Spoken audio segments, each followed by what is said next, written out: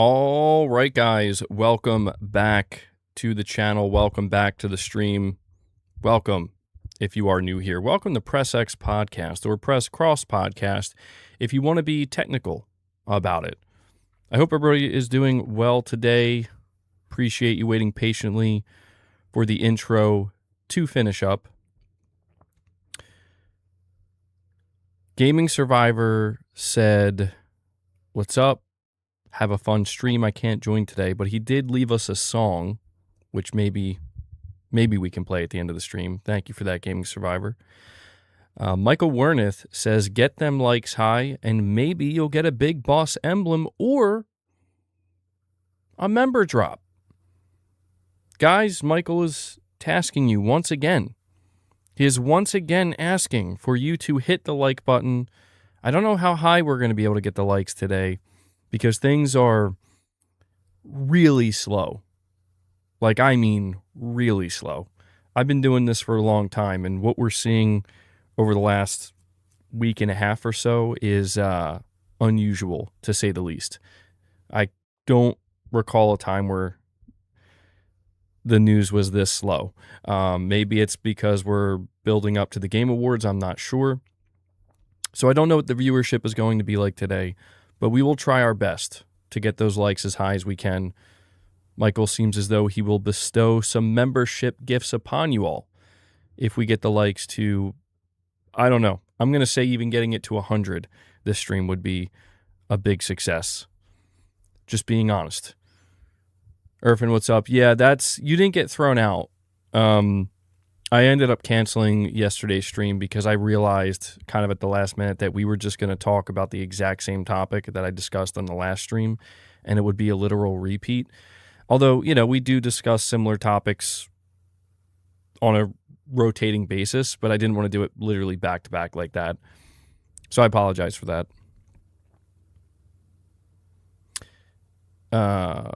Venino, you're saying hip hop gamer leak. The next PlayStation will have Steam like Xbox. I somehow doubt that.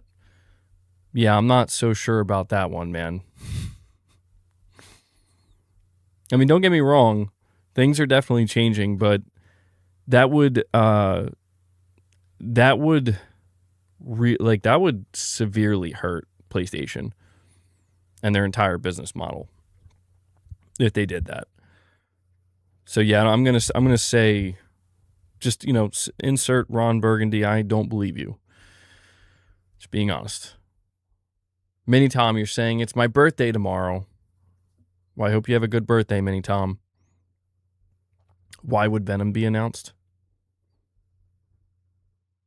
No, okay, yeah. So we're not really going to talk much about that statue today. We've been talking about that. I will give you guys a small update on that situation with the statue. Jason Schreier did come out and he let everybody know it's not for the Elder Scrolls 6. So it's not for the Elder Scrolls 6. It's not for Diablo 4. Okay, that's what we have confirmed. And if you believe Cory Barlog, it's also not for GOW, which he could mean God of War or Gears of War. We're going to assume God of War because he's the director of God of War. So that's it. We don't know what the statue is. I'm convinced that it's going to be something underwhelming at this point. It could be Saros, by the way, as well. That's what some people are thinking. But yeah. By the way, listen, we are going to be doing a members lounge after today's podcast episode. And in this members lounge, we're going to be doing a reaction once again. We're going to be reacting to two videos I came across that I think are going to be pretty interesting. One is called "The PS5 Pro Will Be Immortal" or something like that, which just caught my attention. And then the other is somebody doing a 1-year review on the PS5 Pro. And I've had my thoughts on the PS5 Pro. I'm going to be curious to get somebody else's thoughts and just kind of see what's being said about the PS5 Pro 1 year later.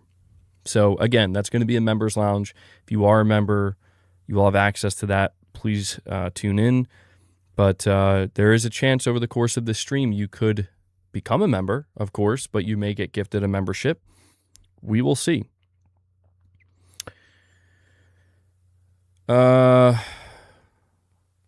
So I don't think it's going to be Intergalactic, Ray, because I believe Jeff Grubb confirmed that Intergalactic is not going to be at the Game Awards.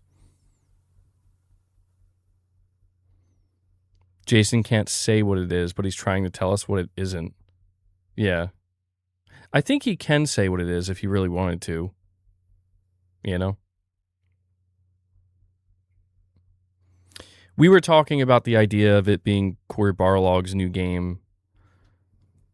I'm not so sure. I don't know. I don't want to overhype it. You know, I really think it would be best to just maybe assume that it's going to be something underwhelming. And when I say underwhelming, that doesn't mean bad. I just mean there's all this mystery and intrigue surrounding it.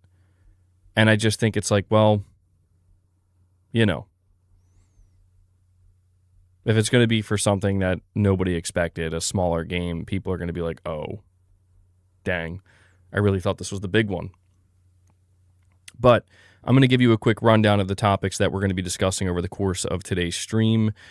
We have a new report from an analytics firm about Spider-Man 2 sales figures, and there's something really interesting, in my opinion, that we're learning with these sales numbers, but we have to take it with a big grain of salt because it is coming from a data firm. It's coming from Alinea Analytics, and I'm always skeptical of them, and we have to be because the reality is they're not official numbers. But assuming, you know, if we go into it with some level of good faith, assuming that these numbers are relatively accurate, if they're even close to being accurate, it paints a very interesting picture for, I think, you know, the whole PlayStation exclusivity / putting their games on Steam situation. So we're going to talk about that.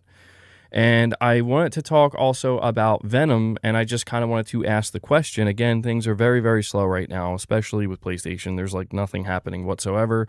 But I figured we could ask the question, will Venom get revealed this year? Is it possible that Venom could make a surprise appearance at the Game Awards? We will discuss that, and I'm sure that will just lead into an inevitable conversation, as most conversations will probably be going into next week, you know, speculating what could be at the Game Awards. Yes, guys, make sure you're hitting that like button. Garrett, what's going on, man? Make sure you're hitting that like button. Michael Wernath says if we get enough likes, he'll drop some member gifts for you guys, okay? And he's good for it. He does this sometimes. So help me out. Help the community out. Help Michael out. He needs your help. Oh, you think it could be a Doom DLC? That would be interesting. That would be interesting. Yeah. It would be interesting to see people's reactions to that. Oh, that's interesting. So Jeff Keighley just announced Evanescence is going to be performing Afterlife from the Netflix series Devil May Cry at the Game Awards. Evanescence is pretty good. That's a good musical guest. I'm okay. I'm down with that. I know Mrs. MBG really likes Evanescence a lot. Good stuff. The full focus is on Wolverine announcing Venom could sabotage Wolverine.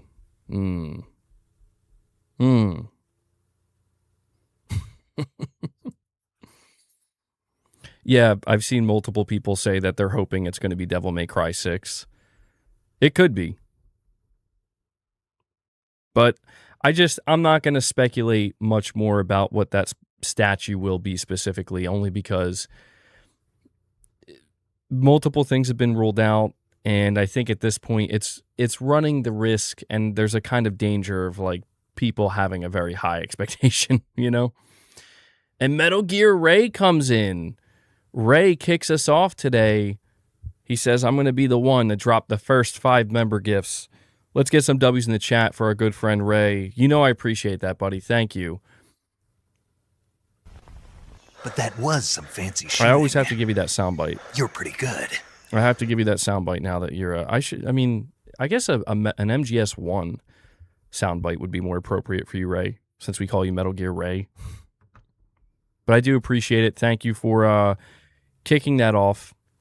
And again, if you are, I see Titus got a membership gift. I don't know if he's here right now, but that's good to see. Yeah, if you're in the chat and you get gifted a membership, keep in mind, like I said, we're doing a members lounge after this episode today, so you will have access to that, as well as previous members content. I also have to read a direct donation that I got, I believe it was yesterday while I was streaming some Metal Gear, and I guess I didn't hear the notification go through, so I'm going to read that. But let me add those gifts here, so thank you so much for that, Ray. Devil Shooter, you're asking what statue? We're talking about, well, we were referencing the Jeff Keighley Game Award statue in the middle of the desert that looks like it's basically about to open a portal to hell. Everybody's trying to figure out what game it's teasing. Jason Schreier says it's going to be a good one.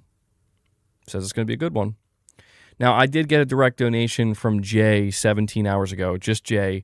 And I do apologize that I seemingly missed this direct donation while I was streaming gameplay.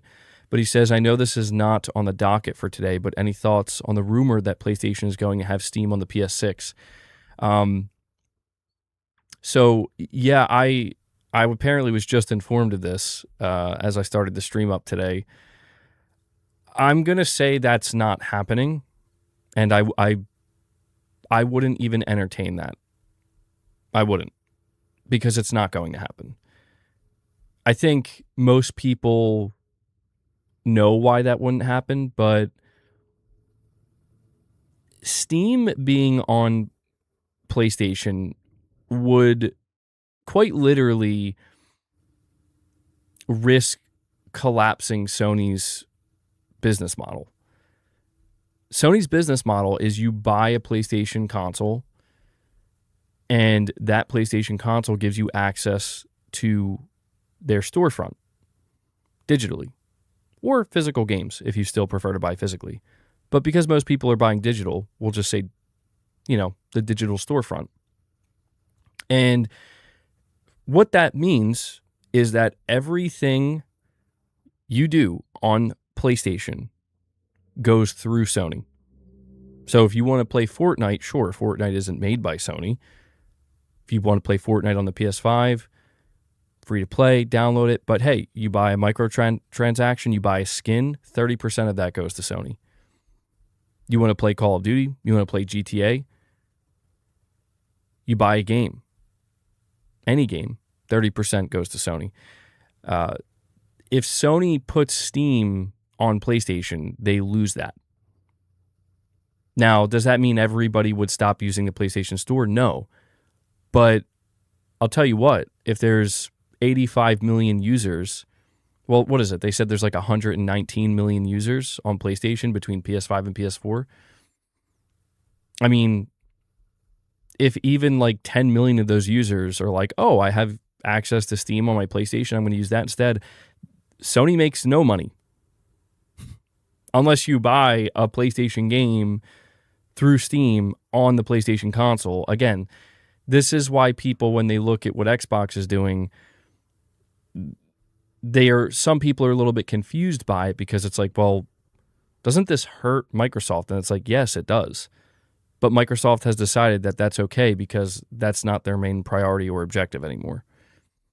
It's quite literally the opposite for Sony. It's still absolutely Sony's main priority and main objective to make sure you're continuing to buy from the PlayStation Store. So, Jay, I'm not even sure if you're here right now, again, because you sent that 17 hours ago, and I do apologize. But, yeah, there's just no chance Steam is going to be on the next PlayStation. Now, I will add just this one single caveat.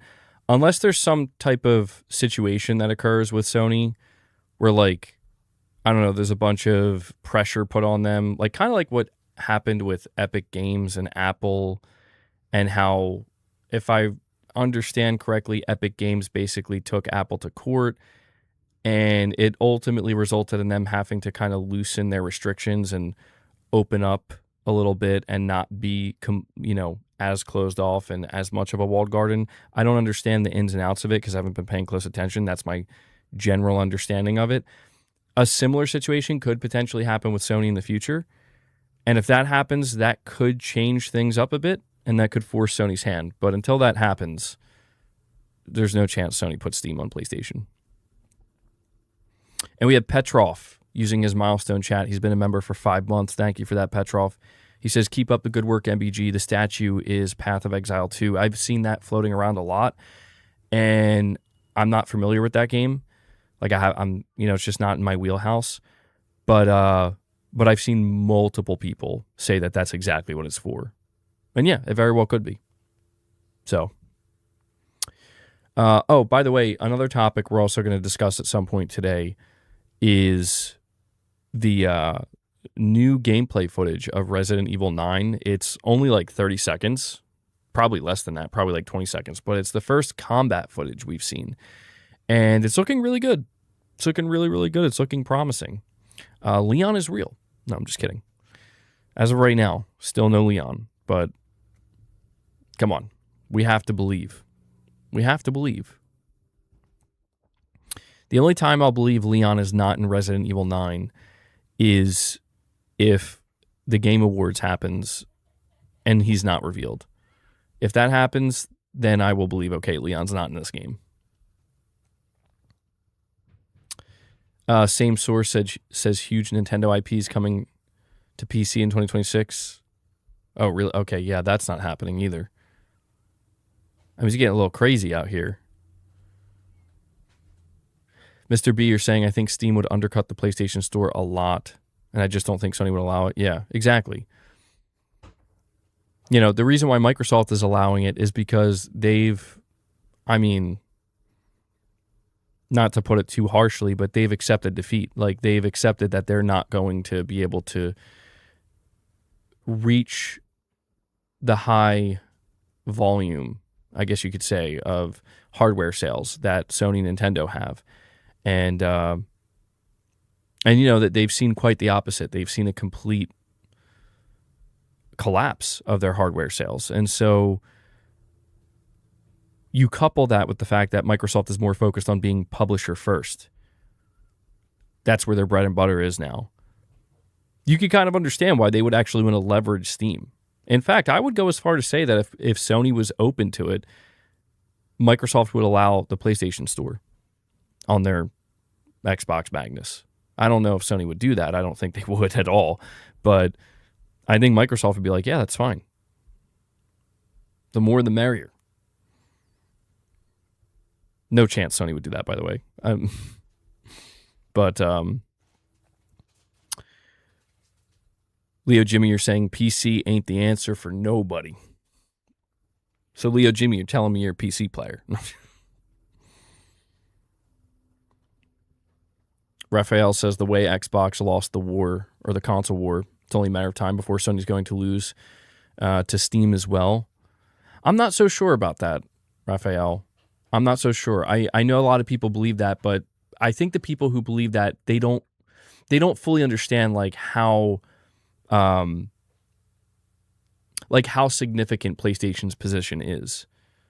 Where people, I think, sometimes talk about PlayStation not realizing they have a massive footprint and they have a huge presence across the board, man, globally.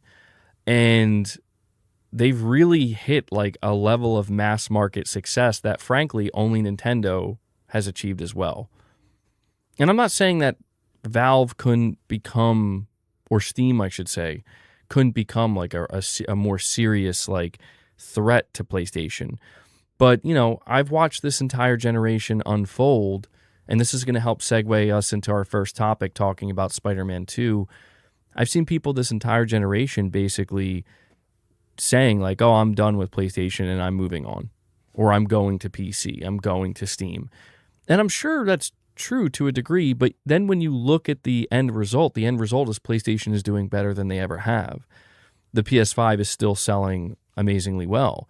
Now, does this mean that there isn't some slowdown? Probably not. No, I'm not saying it's perfect. I'm not saying it's just just constant growth or anything like that.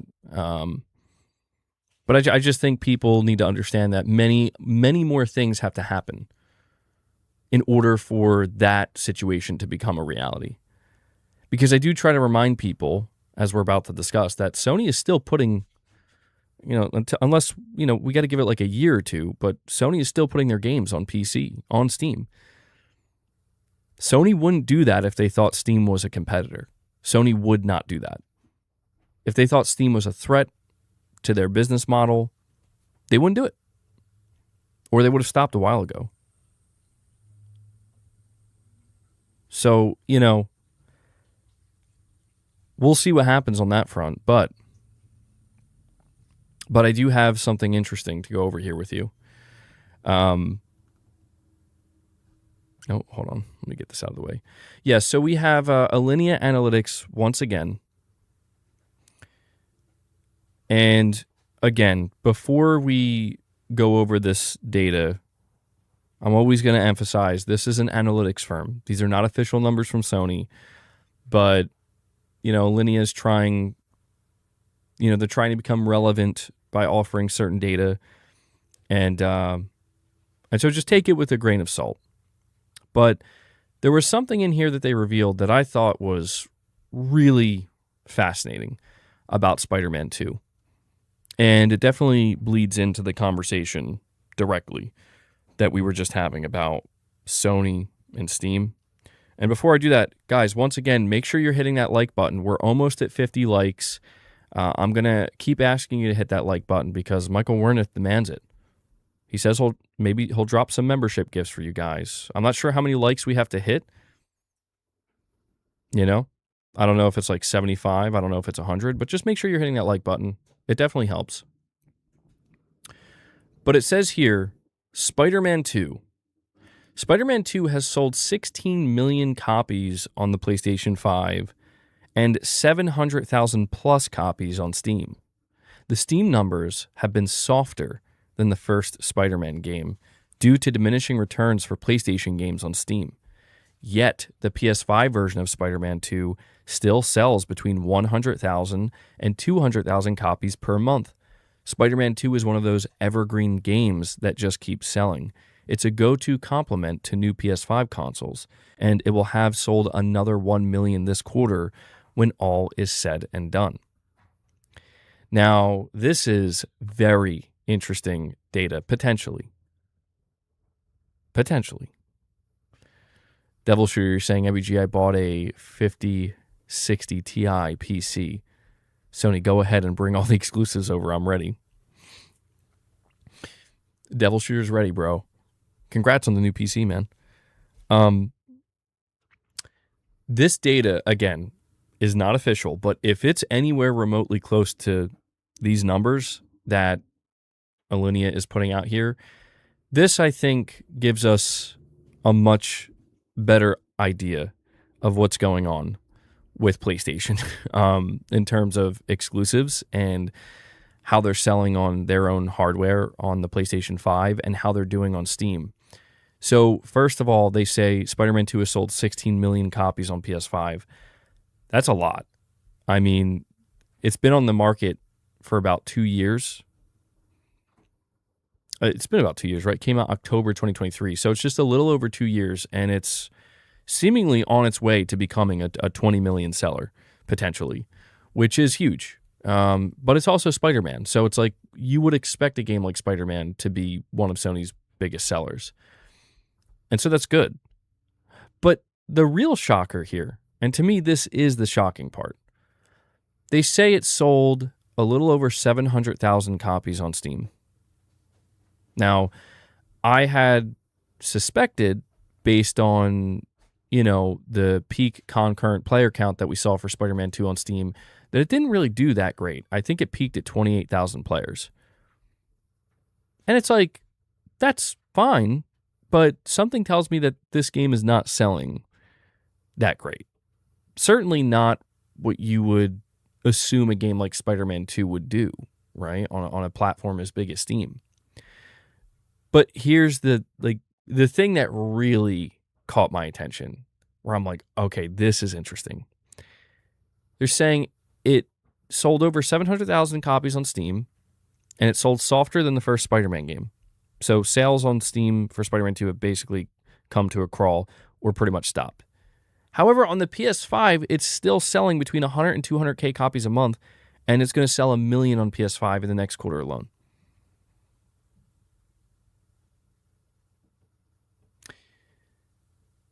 If this data is true, this proves something. It proves that Sony pairing their games with their own hardware works. Shocker. No, but I think it proves that maybe there was a mass overestimation, frankly. Not just from Sony themselves, but across the gaming community as a whole. I think it potentially proves that too many people really believed that Sony putting their games on PC would be huge and largely consequential. 700K is still 700K, MBG. PS gamers don't care about multiplat. Well, no. Here's the thing. I'm not saying that this is a reason why Sony should stop putting their games on PC. I just want to make that clear. That's not the point that I'm trying to make. Well, I mean, one point I will make is that it would explain if Sony were to make that decision where it's like, yes, 700K, but we're going to get that on PS5 in like, 3 months. You know what I mean? And if Sony were to be like, so 700K is not worth it to them, that would make some level of sense where it's like, okay, well, you've traditionally done exclusives, and this is your first time, generationally speaking, deciding to not do exclusives. Or not do them, but do timed exclusives and then put them on PC, and you were expecting bigger and better results. But the big thing here that I think is important to acknowledge is it's not so much about how little it sold on Steam. I mean, that is important to acknowledge. It's important to understand that it's not coming out and doing these colossal numbers and cleaning up like say a game like Helldivers 2 did. None of their single player games seem to be doing that on Steam. I think what's more interesting is the highlighting of the fact that it's still selling very well on PS5. And it's proving to be a bit of a system seller, which, again, is not the most shocking thing. But I think this is where, ultimately, when we kind of evaluate, in hindsight, of course, Sony's approach to putting their games on PC and what exactly they're aiming for, what they're trying to do. Like, I'm sure Sony's like, hey, 700,000 more sales is 700,000 more sales. But when you compare that 700,000 to what will seemingly end up being like 17 million, possibly 18 million in the next year, I mean, it starts to feel pretty inconsequential. It starts to feel like it's a major afterthought. And depending on who's leading the charge over there, PlayStation, again, I look at somebody like Hideaki Nishino. Hideaki Nishino has expressed how he definitely wants to figure out how to grow the PlayStation brand off console. But when I look at something like this, I'm not so sure that this is the way to go about it. Not saying there's anything wrong with it. I know that there's a lot of PlayStation players who just want to see Sony stop releasing games on PC. I'm not sure if they're going to do that or not. I don't know. At least when it comes to their live service, the answer is no. They will continue to put their games on PC. When it comes to single-player games, I'm not so sure. But when I look at this data, assuming it's not wildly inaccurate, if it's wildly inaccurate, then it would invalidate this entire conversation. But I just feel like this might be the most solid evidence we've received so far as to why Sony, at the very least, might want to continue to evaluate I guess, the opportunity cost, right? Like, is it going to be worth porting Wolverine to PC? And I'm not evaluating that in a sense of like, well, if we're only going to get 700,000 sales, again, 700,000, 700,000. I think Wolverine would get less than that. Wolverine would probably get like 400,000 or 500,000 sales. Assuming they keep a similar cadence. Oh, and something else that I want to highlight here is what makes these numbers for Spider-Man 2 on Steam so interesting compared to PS5 is that this was the fastest Sony ever put one of their AAA single-player tentpole titles onto PC. It took about 15 months. That's the smallest gap we've seen. MBG, but what if those 700K bought a PS5 at $550 to play the next Insomniac game? Well, I think the idea, Johnny Gaming, is that those 700,000 players, not every single one of them, but let's just say 75 to 85% of them, 75 to 85% of the 700,000 who bought it on Steam were never going to get a PlayStation. That is beneficial to Sony, but we do have to keep in mind that, and I've tried to explain this to people, we have to keep in mind that the whole notion of Sony going day and date on PC really does hinge on if it's going to be worth it or not. And the reason I have to continually highlight this is because it's like, well, most of Sony's teams are not equipped to do multi-platform development. In fact, it's quite the opposite. Most of Sony's first-party teams have spent generations only having to worry about making a game for a singular piece of hardware, that being the PlayStation hardware. And there is a cost associated to, okay, well, we want to now target PlayStation hardware and PC simultaneously. That's going to take more development time. It's going to take more money. It's going to cost more. And especially because most of Sony's teams are, again, not really too familiar with PC development, it's probably going to be more costly and take more time than it, compared to a team that has years of experience doing PC ports or multi-platform versions. And I'm highlighting this because it truly does hinge on, well, that's the thing, Blaze. You're saying Nixus is doing it all. Yes, but they're doing it all staggered. And Nixus, that's why they were high. That's why I don't think PC ports will stop 100%.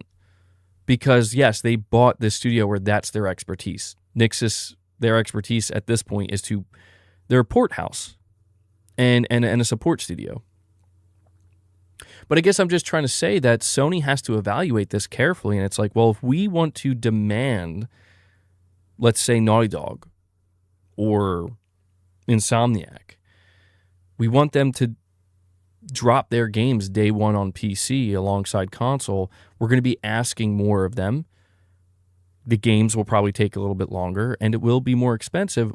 What will the sales numbers look like if we do that? If we put pressure on Insomniac, where you guys got to have Wolverine ready day one for PC now, and then you look at the sales numbers of Spider-Man 2 coming to PC 15 months later, and it's less than 1 million. I'm just saying, if you're Sony, you probably look at that and are like, maybe we just kind of chill out a little bit.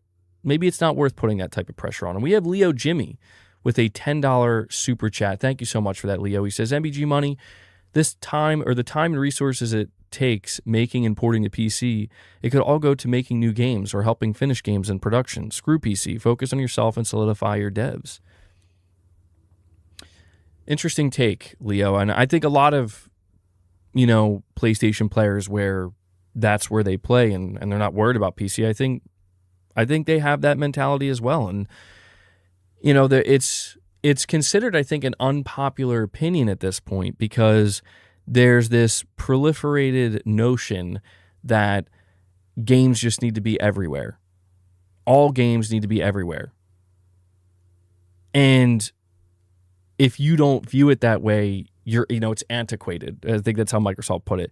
Or if it's not antiquated, you're looked at as like some kind of toxic gamer or something that like doesn't want to, like you want to see people locked out of a game. And I'm just like, well, there's all different shades to it, of course, and it depends on who you ask. But yeah, I always try to keep a certain aspect of PlayStation in mind. I always try to keep in mind that when you look at the success of PlayStation, that success was built on exactly what you're speaking to, Leo. Fanboy or not, right? Toxic gamer or not. It's just a fact. They built their success on creating their own ecosystem, surrounded by their own games, and focusing on themselves, while, again, making a great place for third-party developers to put their games. That's massive. That's like the biggest thing for PlayStation. But all of these things that people today criticize and try to make it seem like there's something wrong with it, it's like, I don't know, man. We've been seeing this for 30, 35, 40 years in the case of Nintendo, and it seems to be working for Nintendo. It seems to be working for PlayStation. And when people look at Steam as like an example of like, well, everybody should operate like Valve, it's like, okay, well, sure, maybe, but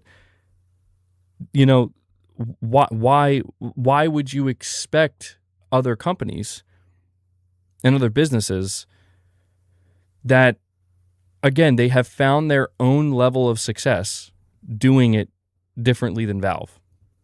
Why would you expect them to then look at Valve and say, actually, we're just going to copy them now? Like, I understand with these conversations, a lot of people look to Microsoft. Yeah, well, there's another. That's a great point, Henry. You're saying, why do we need another Valve? I mean, exactly. Like, if you like Valve, they're there. If you like Nintendo, they're there. If you like Sony, they're there. Even if you still like Xbox, it's still there. I think what has happened with Xbox in particular has caused a lot of, not confusion, but alteration of people's perspectives, which I'm not saying is entirely a bad thing, but again, it's highly dependent on who you ask and who you're engaged with in conversation. But when you look at Microsoft, Microsoft is the one that came out.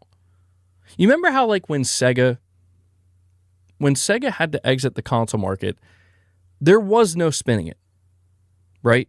Like, Sega was like, it's over, and everybody knew it's over. We're done. We're going to be a publisher now. We lost the console war. The console race is over for us. We're out. There was no, I guess there was like some level of positivity in that people on the other consoles, it's like, well, yeah, now we can expect your games. That's cool. That's a win for us. Outside of that, though, it's just like, yeah, it's what was once a console manufacturer trying to compete is no longer that.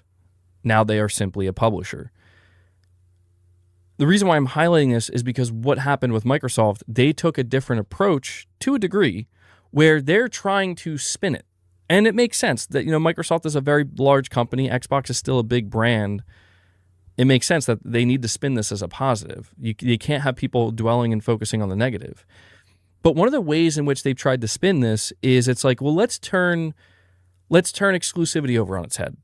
Let's turn let's take the thing that we tried to leverage for the past 20 years as a reason to bring people in and actually turn around and say, actually, that's a bad reason. That's a bad thing we've done. And so we're going to do the right thing now. And that's what's so funny about it is the way people talk about it. It's like, do you not realize that they're only doing the right thing now because they have no choice? I think people fail to understand when we have these conversations that if Microsoft, specifically the Xbox brand, if the Xbox brand was in the position that Sony was in or that Nintendo was in, do you think they would be doing literally any of the things they're doing? The answer is absolutely not. Prince, you're saying Xbox choked hard. They can get the F out or cope with Sony's W. Damn, Prince, tell me how you really feel. Tell me how you really feel. But look, I know that it's like, oh, Xbox bad. It's not. I'm not saying what they're doing is bad. What they're doing makes complete sense. They're doing what they need to do from a business-oriented perspective and from a PR and messaging perspective. The problem that I see actually doesn't lie with the Xbox at all. It lies with too many people not being able to see clear enough that, listen, man, you are on, at this point, one side or the other. You are either the person that sees exclusives and you say, that's fine, I don't really care. If I'm interested in the game, I'll buy the hardware, I'll do the thing, no big deal. It's cool, you know? Or you're the person that one day just woke up and said, this is the worst, and I hate this, and everything needs to change, and everything needs to be like Steam now. You're on one side or the other. Or, I guess there is kind of an outlier space. And I don't even know if it would be considered an outlier. This might be the majority. This is where sometimes you get lost in the weeds of these conversations. But the third is, yeah, I'm just going to go wherever and play whatever. Not really worried about it, you know? Like, yeah, I play on Steam, I'll play on PlayStation, I'll play on Xbox. It's all the same. I'm just to play where I want to play. And a lot of people operate that way. But, like, I'm just trying to emphasize here that there's been this... See, Sony... It's not a problem. I'm trying to word these things correctly so people don't people are going to misconstrue it no matter what. But there's this, again, there's been this notion that's been presented. It started with Microsoft, and Sony, it depends on how you view it, either made the mistake or took the risk, however you want to view it, of when Microsoft said, we're going to PC, we're being more open, we're doing this. Sony, not too long after, was like, we're going to do that too. Yeah, we're going to flirt with that, and we're going to do it differently, but still, you know, it's like we're looking at what Microsoft's doing and we're saying, we're not going to do that exact thing you're doing, but we're going to do like a half step. And it's like, you know, 1 foot in, 1 foot out. Microsoft jumped with both feet in. Sony's doing 1 foot in, 1 foot out. And when people identified that, you're going to see all those who do not care about exclusivity, never did, or never liked it to begin with, or just don't really care that much about PlayStation. You're going to see them come out and they're going to say, get the other foot in, go all the way. Don't go halfway. They're going to, you know, go all the way. The problem with this is that the people who are doing that don't really care that much. That's the problem. It's why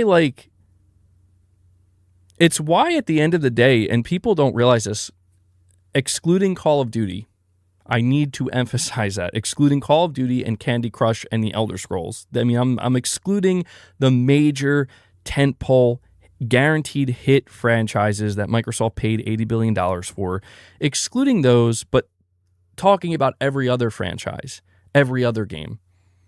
The game that's not the Elder Scrolls 6, the game that's not Call of Duty, the game that's not Candy Crush from Microsoft. It's why there's a very high chance that these games will continue to struggle. Or, yeah, Minecraft as well. See, that's the thing. Microsoft has these guaranteed hits that no matter what happens to these in-between games, they're fine. That's what they paid for. But I'm highlighting this because it's why when we talk about, oh my God, Xbox games going to PlayStation, you know, Microsoft jumped all the way in. They nosedived, man, right into the deep end of going multi-platform and doing the unthinkable. And it's like, it is not a guarantee. And I think people need to kind of realize this. It is not a guarantee that Halo will succeed on PlayStation. There's a high likelihood it will at first. But people need to understand that once the novelty of, oh my God, the games that were never supposed to be here are now here. Once that wears off, the challenge is the same as it is for every other publisher, which is you still need to sell. You need to do well. And, in the case of Sony going to PC, it's like, why do you think Days Gone sold better than Spider-Man 2 on PC, bro? I want you to think about that. Days Gone outsold Spider-Man 2 substantially, seemingly substantially, on Steam. How does that happen? I think we know how that happens. It's because people bought into the hype of it's not really Days Gone, which I love Days Gone, but it's like I'm just excited at the idea of Sony putting their game on PC. And to be fair, it's like, yeah, people are trying to send the message like, we want you to keep doing this, Sony. But as it goes on and people get used to it and it becomes expected, you start to see the diminishing returns. You start to see it really start to drop. And it's like, oh, okay, well, so we're right back to square one, which is we have to get people interested in our games. Yes, that's where you had to do it for your own console. Now you're going to have to do it for a whole group of people that didn't even care about your console to begin with. I think there's just the challenge of, and this applies to Microsoft as well, and every publisher, but, talking about the platform holders, there's the challenge of, listen, Sony, the person that you're trying to appeal to already decided that game is not worth buying a console for. And it makes logical sense to say, okay, what if we remove the console from that equation and it's now you just have to buy the game? You're going to find that most of those people still aren't going to really care about buying your game. Just saying. Like, the proof is out there, man. Not just for Sony, but for Microsoft as well. Like, it's you have to. I guess what I'm trying to say here is that the people you court by saying, here's our game and here's how you can access our game, those people that go out of their way to I will buy your console and I will buy the game, that customer is immensely, you're talking true night and day difference. That customer is so much more valuable than the person that says, sure, yeah, I guess maybe I'll buy Spider-Man if you put it on PC, maybe. And that's all I'm trying to point out to people. And Leo Jimmy, I'm sorry, bro, I kept you waiting with a second super chat. I apologize.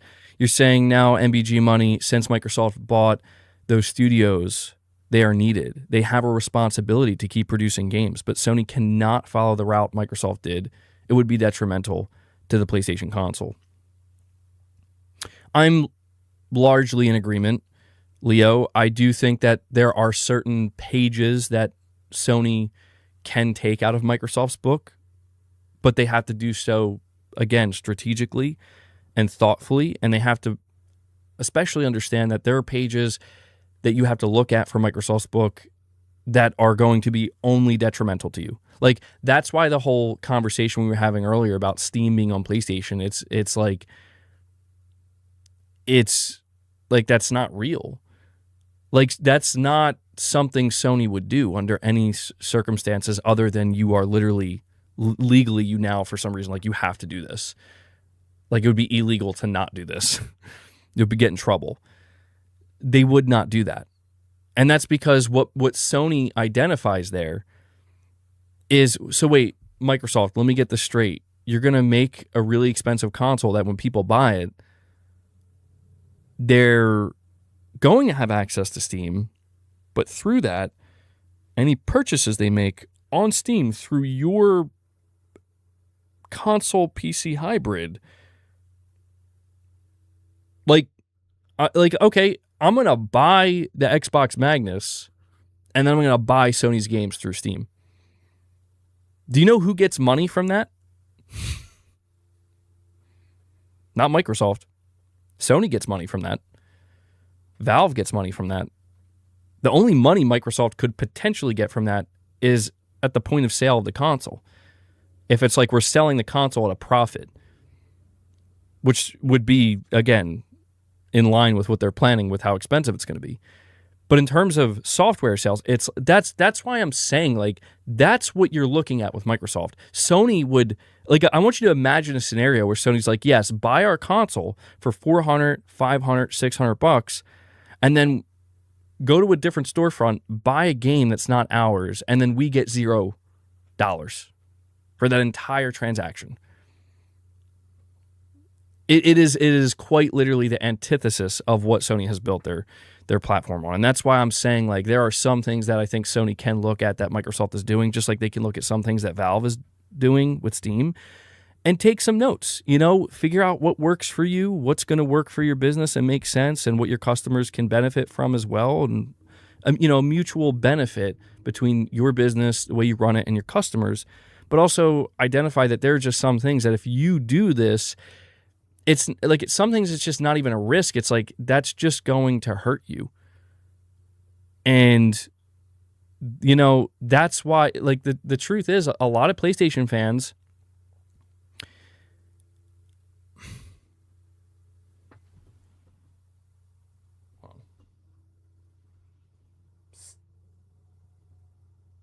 okay, sorry. I feel like one of my cats is doing something they're not supposed to be doing. Luna? All right. Sorry. By the way, Leo Jimmy, I saw you were asking, did Halo come to PlayStation yet? It was announced for PlayStation. It was. Halo's coming to PlayStation next year. By the way, guys, make sure you're continuing to hit that like button. We're sitting at 71 likes. Michael Warneth will probably be back a little bit later. He's got to see at least 100 likes, guys. At least 100. He says he'll drop some membership gifts potentially for you guys, all right? But hitting the like button helps me out, helps the stream. No, Perfect Image, I did not see that. I saw a couple of, like, pictures. All right. One of these cats is doing something they're not supposed to be doing. Hold on. I got to go just make sure they're not destroying something.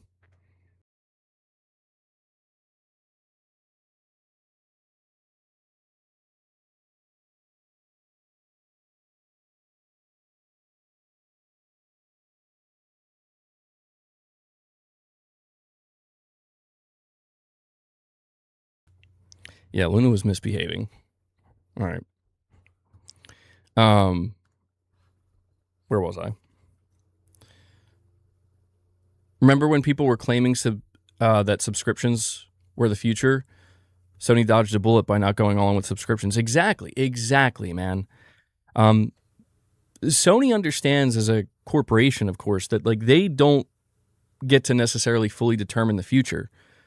Like, if there is a very broad direction that everybody's going to gravitate towards en masse, they have to just be aware of that, where, like, yeah, subscriptions could have been that, just like going all multi-platform might be that, and getting rid of closed storefronts might be that. But if these things are true, Sony would be wise, truly, to just let it play out. Don't jump the gun. Don't jump the gun if you don't need to. Focus on what you're doing well, what's working. See where you can expand, where it makes sense. Make changes where it makes sense. But don't make any rash decisions based on, it feels like sometimes people expect Sony to, like, read Twitter or watch random YouTube videos and be like, we got to change our whole business model because this random dude on YouTube, on a stream or something. Like, if they were listening to me, right? It's like, no, you have to be smart about it. Yeah, stay in your lane and don't leave it unless you have to. Because if your lane is smooth, not just some giant traffic jam, and it's just, if you're riding smoothly in your lane, yeah, stay there. Sometimes you might have to, veer a little bit, and that's fine. But, I just thought it was important to kind of highlight some of this data. Again, if it's true, because it really does go to show, like, guys, people are not showing up for these PlayStation games on PC, except for Helldivers. And, I absolutely believe Sony, for every multiplayer live service game they release, I absolutely believe they should continue to release it on PC. And frankly, I wouldn't mind if they just could put it everywhere. Because live service games just frankly shouldn't be exclusive. It's antithetical to what they're trying to do. It doesn't make any sense. But in terms of the single-player tentpole games, I mean, if it were up to me, man, and I saw this data, and I'm like,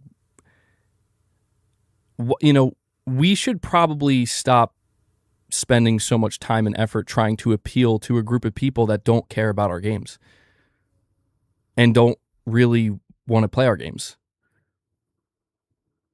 I really feel that way, where it's like, eventually, sure, down the line, but I don't know, for now, maybe just focus on. And that's the problem that Sony faces, is if Sony just goes 100% in, where it's like, we're only going to focus on the people that got us here, that's good, but it also means there's maybe not much growth to be had there. And the only other way they could continue to grow is like, they're gonna start turning to the loyal fans and saying, can you give us more money now? Because that's the only way we're going to be able to grow. And we don't want that either. So that's why I'm saying it's got to be a balancing act. And I'm not necessarily opposed to the way Sony's been doing it on PC. It's not that I'm in opposition to it entirely. I'm just surprised. I am. I'm surprised that if this data is even remotely true, it's like, that's kind of shocking, dude. I would have thought that a game like Spider-Man could at least do 1 million, maybe a couple million on PC. But instead, it's like, no, it's seemingly going to do a couple more million on PS5 based on the trajectories that we're looking at. Fox Hunt PR. I love it. Says that analytics firm's getting roasted on the PS5 Reddit. I saw that. Yeah, that's why I'm saying, like, I don't think anybody should walk away from this discussion assuming that this is, 100% accurate.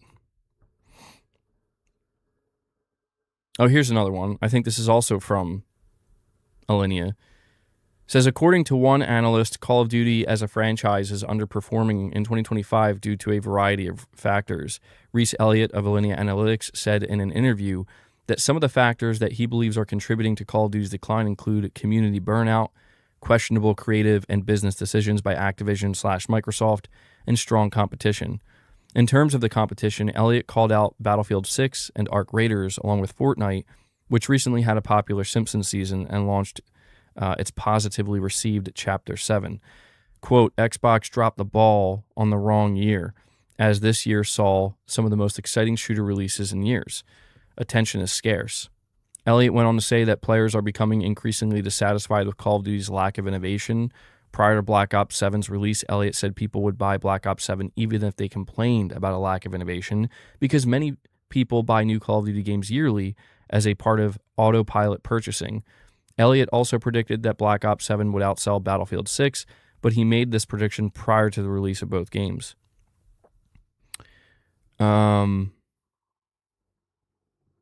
He says, our estimates have signaled time and time again that Game Pass cannibalizes game revenue, and Call of Duty is no different. Beyond all of this, Elliott said that marketing for Black Ops 7 was pretty abysmal and underwhelming. Well, yeah, I mean, I think Call of Duty's still going to be fine, but I don't think there's any denying that. I feel like when we talk about Call of Duty, there's this idea it's going to like die. And it's like, well, it's not going to die, but it's a matter of maintaining peak position, right? Where the last thing Microsoft wants is to find out that they bought Call of Duty when it was on its way out.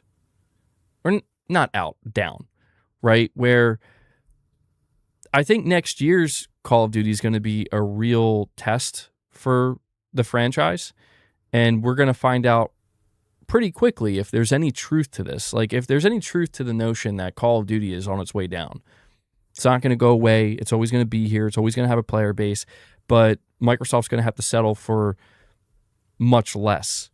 I think Modern Warfare 4, which is apparently coming next year, that will be the test, where it's like, bro, this is the 4th Modern Warfare game. You know, you got 2 Modern Warfare games back to back. People are either going to be burned out, or it's just going to be one of these things where it's like Black Ops 7 was just a kind of pain point, you know, a little bit of a slip up. Things are back to right where they were. I think we'll see. But I think it is safe to say that Black Ops 7 is not, it's not doing what Microsoft probably wanted it to. And the big thing that I think, like look, if you want to read into Microsoft's acquisition and all this stuff, the big thing you might want to pay attention to is the fact that apparently last year's Call of Duty lost them $300 million launching in the Game Pass. Black Ops 6 did really well. If Black Ops 7 is also launching day one in the Game Pass and it doesn't do nearly as well, I don't know.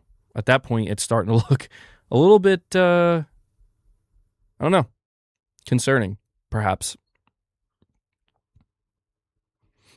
But MBG, YouTube Ragebait channel number 87295 told me Call of Duty is dead and it's your fault. I think I saw that one too, Tarnished. Wait, there's no way. Wes, what are you talking about? You're saying they snuck skill-based matchmaking back in? Nuh-uh. You gotta be trolling. There's no way they would do that. There's no way they would say, we're taking it out and then we're putting it back in.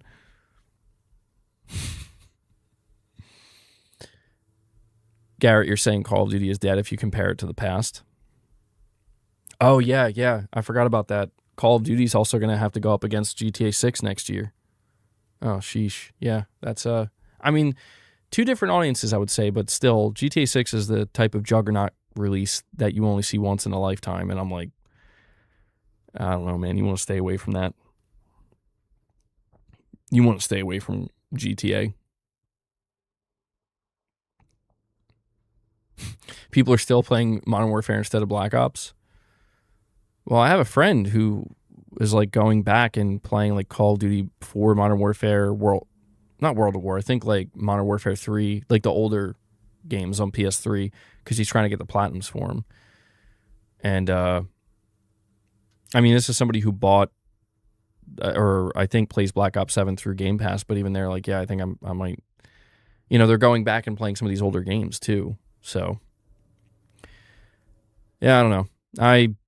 I liked Black Ops 6 because I liked the 90s and it was speaking to me in that sense, but I saw Black Ops 7 and I'm like, I'm good. That's a no from me, dog. Yeah, I agree, Mr. B. I agree. But yeah, kind of getting back to the Spider-Man PS5 PC sales conversation here. You know, I'm not entirely sure if the right move for Sony would be to pull back on PC.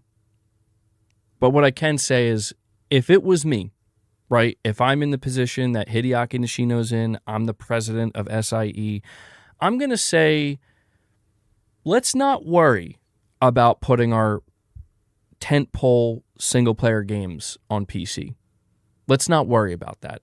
Let's try instead to get more of our tentpole games to do what Spider-Man 2 is doing, where every quarter we're selling another 100,000 units. You know, we can expect these games to continuously move a certain amount of units and push a certain amount of console sales. Now, I don't think you'll be able to achieve that with every game. That's just not feasible, but that would be my priority. That would be my focus, because I would look at this data from PC and I'd be like, look, man, the message that I feel like is being sent by these diminishing returns of putting our tentpole games on PC, even if it's a year later, even if it's 2 years later, is that I just don't think our games have that type of mass appeal outside of the PlayStation audience. Keyword being mass appeal. Do they have appeal to a degree? What degree? Small degree. Small degree. Michael Wernath in the chat says, where's my likes, you heathens? I've been trying to tell them, Michael. Guys, we have 183 people here. Everybody, collectively, do it. Do it now. I pulled out the Arnold voice for you. Hit the like button. Let's get to 100 likes. We could do it. No problem. No problem. We need 22 likes, and we hit 100. Michael promised to drop a couple member gifts for you guys. Michael promised 350 bombs. I'm just kidding. He did not promise that. He didn't promise that, all right? I don't want to overhype him. I want to be the Michael Wernath hype man, but it has to be within reason. Bro, how do I say that and we only get 2 more likes? You guys serious right now? You trying to sabotage me? All right.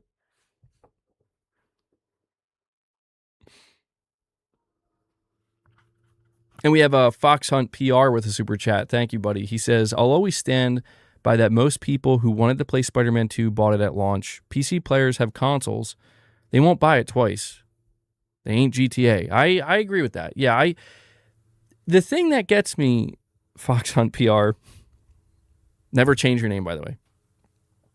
Never change your name. The thing that gets me is, like I said, this data claims that sales on PC of Spider-Man 2 basically stopped. They peaked at like 700K and then they just stopped. They like flatlined. But on PS5, Spider-Man 2 is still selling 100 to 200,000 copies a month, saying that it's going to hit about, another million sold in a quarter. And I do think that is the nature of when people buy a console, they want a game to go with it. And, there's not really a game more appealing to most people than, Spider-Man. It's a new Spider-Man game, Spider-Man 2. So I do think there is a level of like, it might not necessarily be that Spider-Man 2 is the system seller. It obviously sold the most amount of systems it was going to, like you're saying, at launch. It was going to have its broadest, widest appeal at launch. And I do think the sales of Spider-Man 2 would be much more significant if it launched day one on PC as well. But I don't know, man. There's some kind of real strength there, I think, that Sony needs to figure out, because that's what Nintendo does so well, right? And Sony does it well too, but Nintendo with some of their games does it on a level that Sony hasn't reached, where it's just these games just move, dude. They just fly. Sony has to figure that out, and I don't know that they could just figure it out, because that's a tough one. How do you get a game like Spider-Man 2 or perhaps Spider-Man 3 or even Wolverine? We could say Wolverine because Wolverine's next, right? How do you get a game like Wolverine to be that evergreen? How do you get it? We kind of talked about this. Like, how do you get a game like Wolverine to be in the true upper echelon where it's like you look at Spider-Man 2, Spider-Man 2 looks like it might go on to sell 20 million. And that's huge. Like, there's no downplaying the significance of 20 million units sold of a game, especially a game that's only on one console and has only been available on Steam for, like a year or something, or a year and a half or whatever. I feel like that's something that Sony should feel very good about, and that's a major strength. But they do have to ask the question, where how do we get a singular one of our franchise tentpole titles to move 40 million rather than have to combine 3 games in one? To have like a trilogy hit that, I don't have an answer to that question. That's a tough one. I was thinking about this today. I will put this out here. I don't know how much God of War did on PC. I think God of War 2018 did pretty well on PC, but then I think Ragnarok fell off, And I think it's the novelty factor here, man. I do have a bit of a suggestion for Sony, and it's not really so much Sony as it is their development teams. I was playing Ghost of Yotei this morning. I'm trying to do my new game plus playthrough. Before I continue, though, we have Michael Wernath. He uses his milestone chat, 25 months. Michael, thank you for being such a loyal member to the channel for 25 months, man. You're saying, When are we reviewing your 2025 predictions? I was hoping you weren't going to ask, Michael. Oh, man. I did do that, didn't I? I did a 2025 predictions. But did I? I'm pretty sure, yeah. I, at one point, reviewed what I predicted for 2024. And then I gave my 2025 predictions. We could probably do that this month. I think I'll try to do it in this order. This could change. I mean, it's early in December, but I could do my 2025 predictions review the last week of this month. And then the first week of January, I'll do my 2026 PlayStation predictions. Man, I have to admit, I've completely forgotten every single prediction I made. I even forgot that I did that, Michael. So I'm kind of glad you reminded me. It's a good thing you asked, because I honestly would have forgotten if you didn't ask. So thank you. I'm actually looking forward to that now. I'm looking forward to seeing just how wrong I was. You know what? We'll up the ante. We'll up the ante, I think, with the next predictions video we do, where we'll put some memberships on the line. For everybody. For everybody who wants to get involved, we'll put some memberships on the line. Although I'm not sure how that would work, but I'm sure we could figure something out. And we have Fox Hunt PR with another super chat. Thank you, buddy. He says, people mock Nintendo games always being Mario, Zelda, etc., but they are always different. Gameplay, mechanics, type of game. That's why they stay fresh. Yeah. Yeah, and Michael Wernick comes in. He does it. You guys didn't even have to. He wasn't going to wait till you guys got to 100. We still got to get to 100 likes, by the way. He does it in good faith. He drops 20 membership gifts for you guys. And he says, that's in good faith. You'll hit 100 likes. So there you go. Michael, thank you so much, bro. Holy shit. Prince says, holy smokes. 20 memberships gifted. And yeah, just a reminder, guys, if you got gifted a membership from Michael, if you're in the chat right now, stick around. You will have access to the members lounge. We're going to do another reaction stream. We're going to be reacting to a couple of PS5 Pro videos I came across. Should be an interesting one. I'm building like a large collection of videos that I'm going to react to over time. Some I'm eager to get to. So, in good time, though. But Michael, once again, thank you for 20 membership gifts. That gets us to the 25 mark. So we crushed the first goal, the most important goal. And we can give Boss a couple of treats too now. And Luna if she wants some. What is wrong with my keyboard right now? It's being all weird.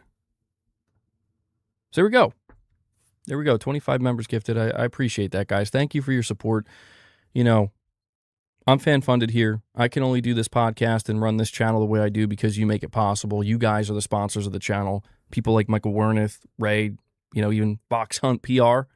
Got Fox Hunt PR supporting the channel. You guys make it possible, so thank you so much.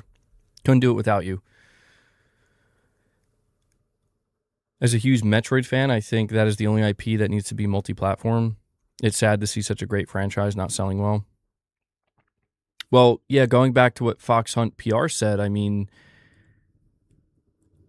I do agree that, well, I can only agree to an extent because I don't really play these Nintendo games, so I have to take your word for it. Sorry, boss, I almost forgot about you. I have to take your word for it when you say, like, you know, these games are always different, the gameplay, the mechanics type of game. I think actually that looks like about 10 or 12. Not too much. I think you're kind of leaning into what I was going to say, Fox Hunt, and that is, as I'm playing now keep in mind, it's my second playthrough of Ghost of Yotei. It's my second playthrough, and it's not going to be the same as the first, but I'm kind of rushing through it. You know, I do have this sense of urgency because I want to wrap it up. I just want to get the New Game Plus trophy and be done. But I noticed something in my second playthrough that I did notice in my first, but it's like really prominently on display in my second playthrough. And I had this distinct feeling where I think it is time for Sony studios, for Sony's big PlayStation studios, they have to start changing things up a little bit. It doesn't have to be like dramatic, right? Like I'm not saying it's got to be something like flip it upside down and do something that nobody expected. I'm not saying it's got to be something wild and nuts like that. But I do feel as though there are simply at this point too many similarities between these big tentpole titles that Sony releases, where I do think it's not, the problem isn't, like, for example, as I'm playing through Ghost of Yotei, I'm beginning to realize, like, the mission structure, Ghost of Yotei feels like a game I played so many times because I did. Not really just Tsushima, but just there's so many similarities in, you know, across games like God of War, Horizon, you know, Uncharted, The Last of Us, now Ghost of Yotei. There's this kind of cadence of like, okay, so we're gonna start the mission. There's going to be a little bit of dialogue to initiate it. Then we're going to travel from point A to point B. And as we're traveling from point A to point B, there's going to be more dialogue. And I'm not saying there's anything wrong with this. Again, there's nothing wrong with this in essence, in isolation. And then you're going to get ambushed by enemies, or you're going to run into some kind of group of enemies. Then you're going to have to fight those enemies. Then there's going to be a little bit more dialogue. Then you're going to have to engage with a mechanic that's built into the game. Like, for example, in Yotei, it's like, okay, like, start this fire. Or, you know, or fry this fish or whatever. In other games, it's, you know, those mechanics come in the form of, you know, many different shapes and forms. But I'm just starting to notice that, like, and then, okay, mission complete. Now on to the next mission. And I'm just starting to realize that when people... Now, granted, I know a lot of people are like, damn, bro, you're late to this. No, I did not beat the game on lethal difficulty. It's like, you're late to this realization. And I know that. But it's. I think it really did take, like, Ghost of Yotei to be the one where I'm like, okay, guys, like, Yotei's a fantastic game. All these games are amazing. And I don't want to be confused. I don't want my criticism to get mixed in with the people who are like, I don't like these games. I do like these games. I do like these games. I like so much of what Sony Studios do. But I really do feel that some of these studios, like, they have to stop looking at what other PlayStation studios are doing, and they have to start looking at what other studios outside of the PlayStation wheelhouse are doing, and start to take notes from that. Because I get this sense that a lot of PlayStation studios are taking notes from each other, and it's good. It's good because it's like, yeah, well, if they're doing this, we should do that too. But then I think it starts to run into this problem where so many elements of these games start to feel samey. Where, yes, when you see the picture of, like, you know, it's the same formula. You see Horizon next to God of War, next to Days Gone, next to Ghost of Tsushima. But in essence, it's like, yeah, there is a formula there that is very similar and very samey. But there's also a lot of differences as well. However, I do believe we have reached that point where something exactly, like, this is why I'm saying people who are down on Intergalactic, I can't say for sure because I haven't played the game and I haven't seen gameplay. But based off of everything Neil Druckmann and Naughty Dog have said about Intergalactic, regardless of how you feel about their politics or, you know, the way the protagonist looks, putting all that aside, it's like, I think this will be a game that when it's like, oh, okay, this is different. From Sony's studios, like, this is the most different game in a massive AAA space. And of course, I count, like, Astrobot. Like, Astrobot's different. Helldivers is different. I'm not saying these games aren't different. Sony does offer different experiences. But in that single-player AAA tentpole space that Sony's so known for, I think Intergalactic might be the first game that actually is like, we're going to aggressively break that mold. And I do think people will find similarities to exactly what I'm saying, where it's like, yeah, you're going to see people being like, actually, this is kind of similar to the Souls games a little bit, and you got a little bit of environmental storytelling. And not that Naughty Dog hasn't already been doing that, but to a greater degree. And yeah, that's why Returnal needs more attention. Soros needs more attention, dude. Like, these are the games where they're doing different things. They don't necessarily fit that mold. They kind of break it. But I do feel like we do need to see, like, for example, if Sucker Punch does another Ghost game, they have to change it up.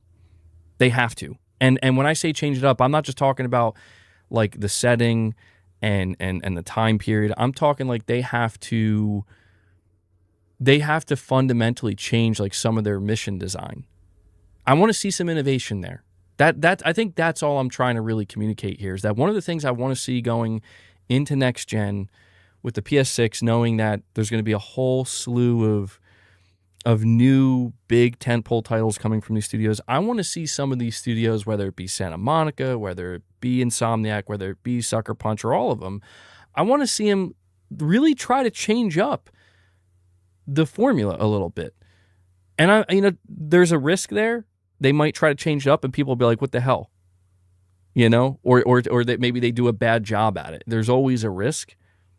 But I think we've seen a generation of these studios, understandably, I'm underlining and highlighting the word understandably, play it safe, where it's like we don't want Horizon Forbidden West to be literally a night and day different game from the first one, because that wouldn't really be a sequel at that point. Just like you don't want Yotei to be like, Yotei is what it should be.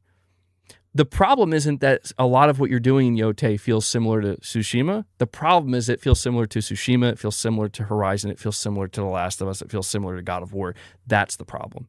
And that's where, again, I feel like these studios, they need to take a little bit of a break from one another, stop looking at each other's notes, start looking out at other teams, Like, I want to see a Sony team. I don't know who it would be, and I don't know in what context, but let's take some notes from Capcom with some Resident Evil, something like that. Yeah, I gave him his treats. And we have Fox Hunt PR with another super chat. Thank you, buddy. He says, OG Zelda fans hate Breath of the Wild, the open world. Mario Sunshine had the jetpack. Astro took note. Odyssey had the hat to transform into everything, etc. They all have differences that change gameplay.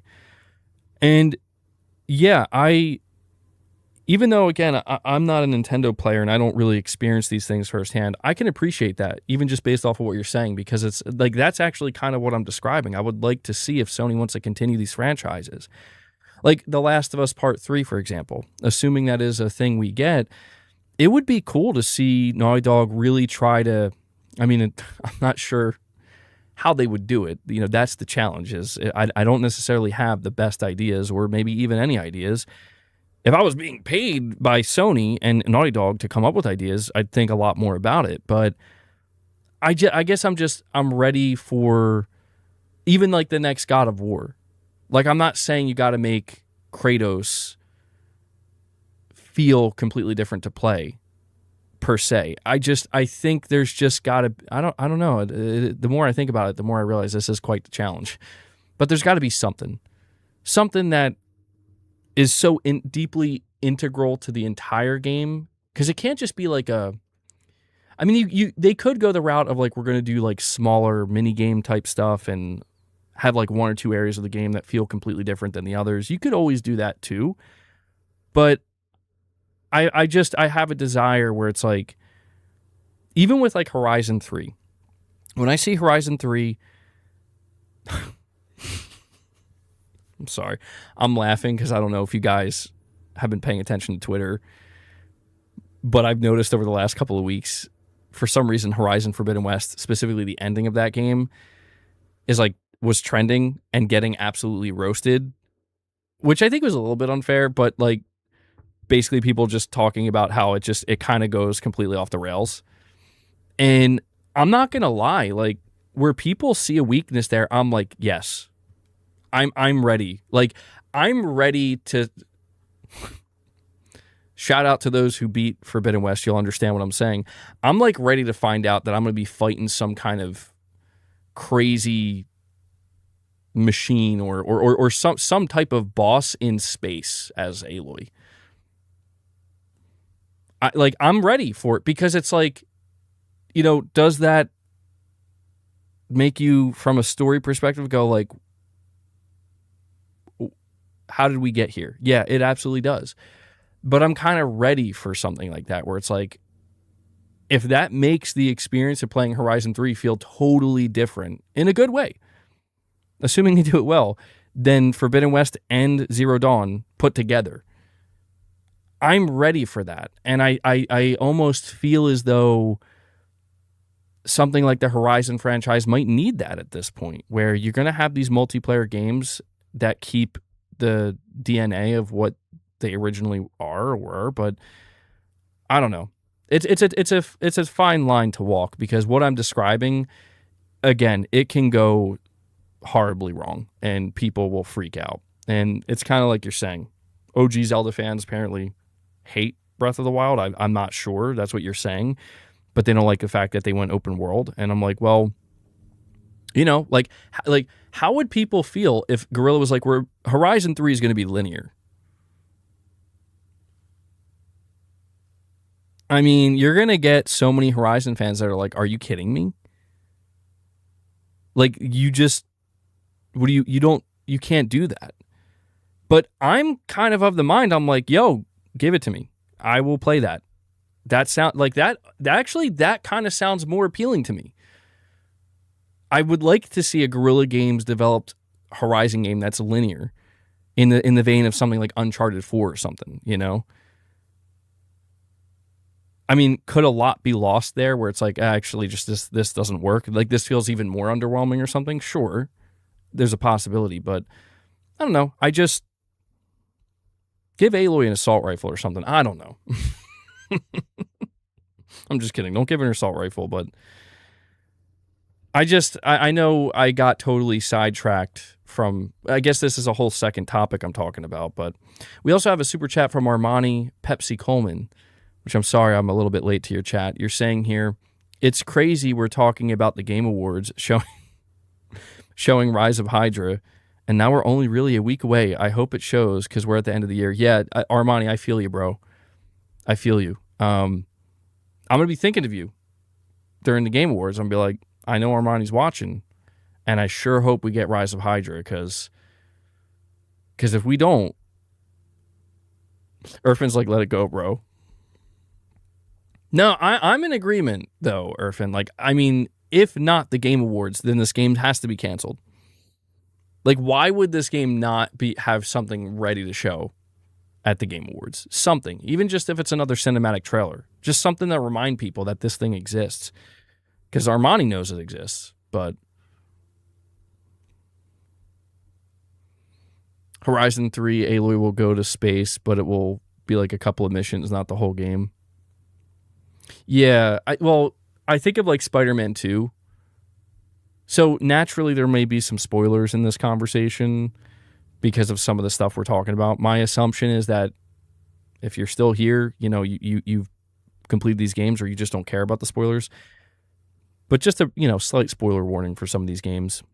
But like in Spider-Man 2, you have that section where you play as Venom. And like, to me, that was like by far and away like the highlight of the game. Where it's like, that sequence, it's like one singular sequence, but it's so awesome. And it feels, oh damn, I'm sorry, Titus. Well, Titus, you played Spider-Man 2, right? Titus is like, you just ruined. Titus just came in here like 10 minutes ago.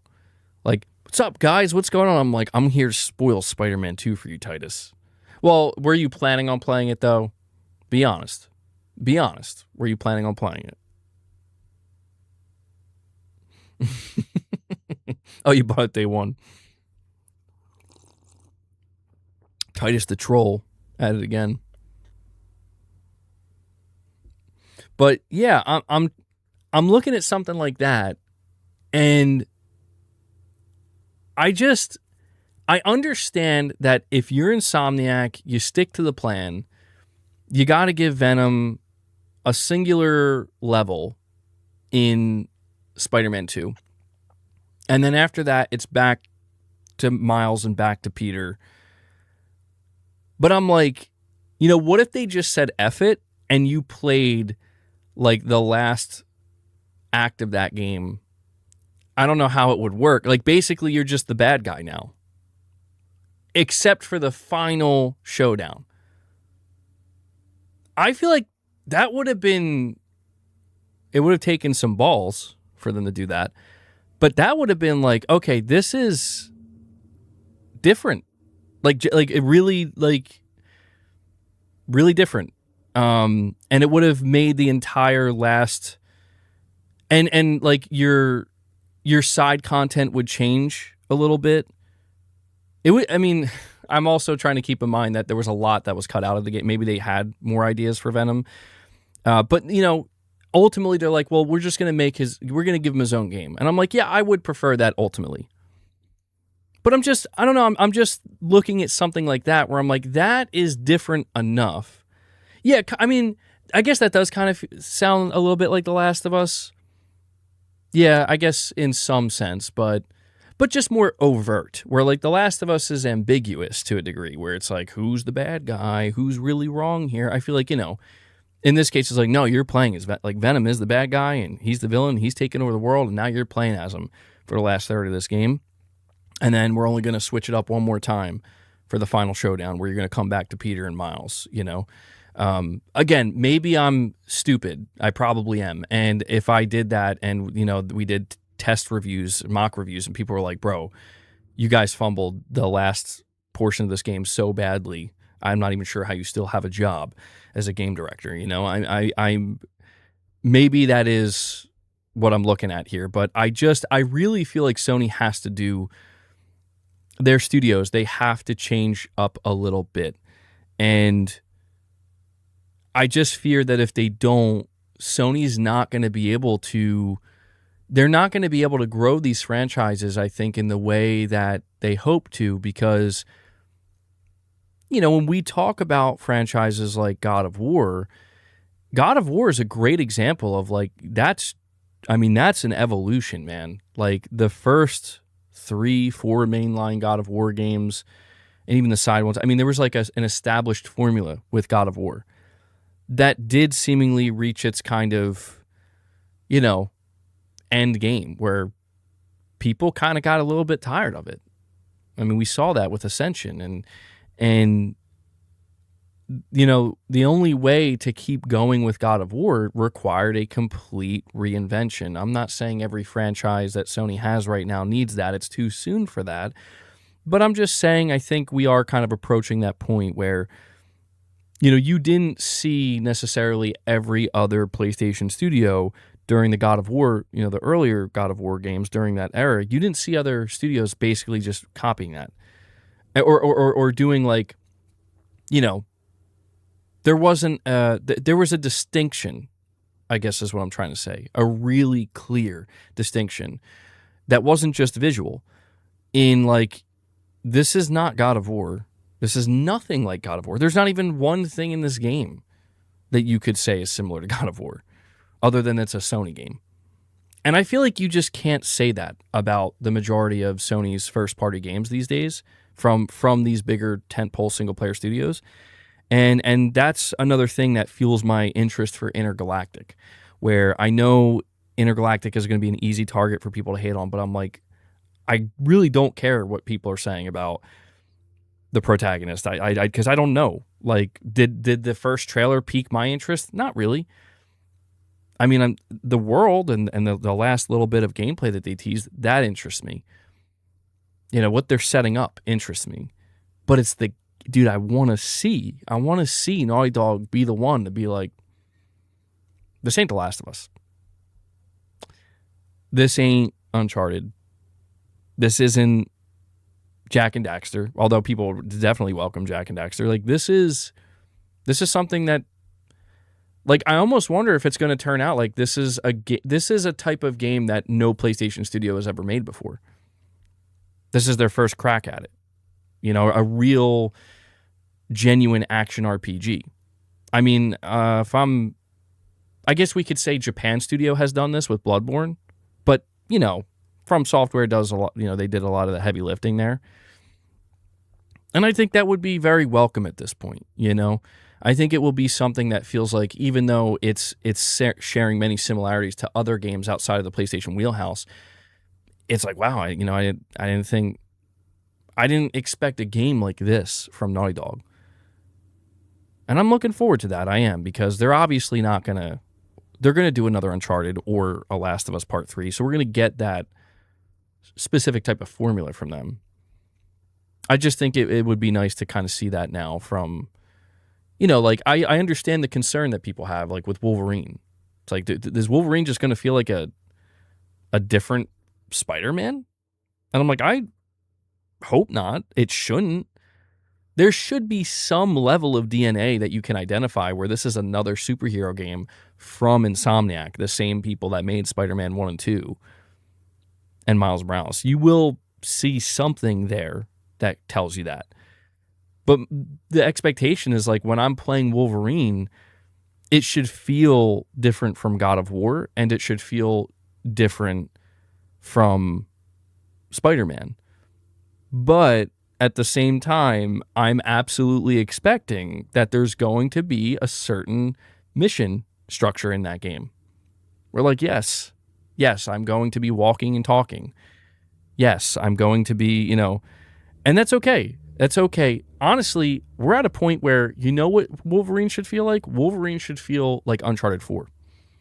Because it's been long enough since we got an Uncharted 4 type game from Sony. A more linear action set piece game where it's, there's a large spectacle here on top of the gameplay. That would be welcome with Wolverine, and I think that's what we're getting. Anyway, I'm definitely, I should have just listed this as a topic. Because I didn't even talk about Venom yet. I don't even know why I'm going to be honest, I'm not sure why I put Venom in the title.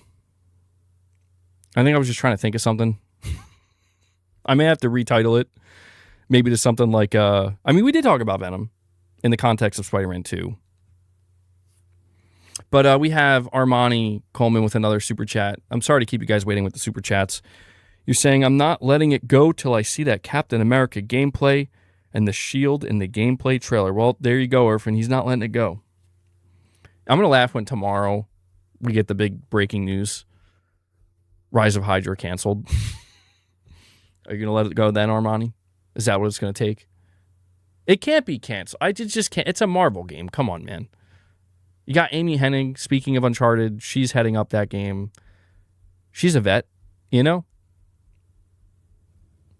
It's crazy to think. He says, yeah, if that happens, I'm going to let it go. We also have Fox Hunt PR with another super chat. Appreciate it, buddy. You're saying, hear me out. Statue is for the next flight simulator. The next flight simulator, a plane will fly over the desert where it is in real life and then cut to gameplay. Or it's Frogger. Dude, my favorite thing was I think it was the official No Man's Sky account that just was like, has nobody just guessed that maybe Jeff's just opening a portal to hell? Shit made me laugh. I'm like, God, Jeff is the Antichrist, We always knew he was going to come in a unexpected form. Oh, is it Sean Murray? Yeah, I guess he runs that account. Did we not see this coming? Of course we didn't. We did not suspect that that Jeff Keighley is in fact the Antichrist, and this is how it's going to happen.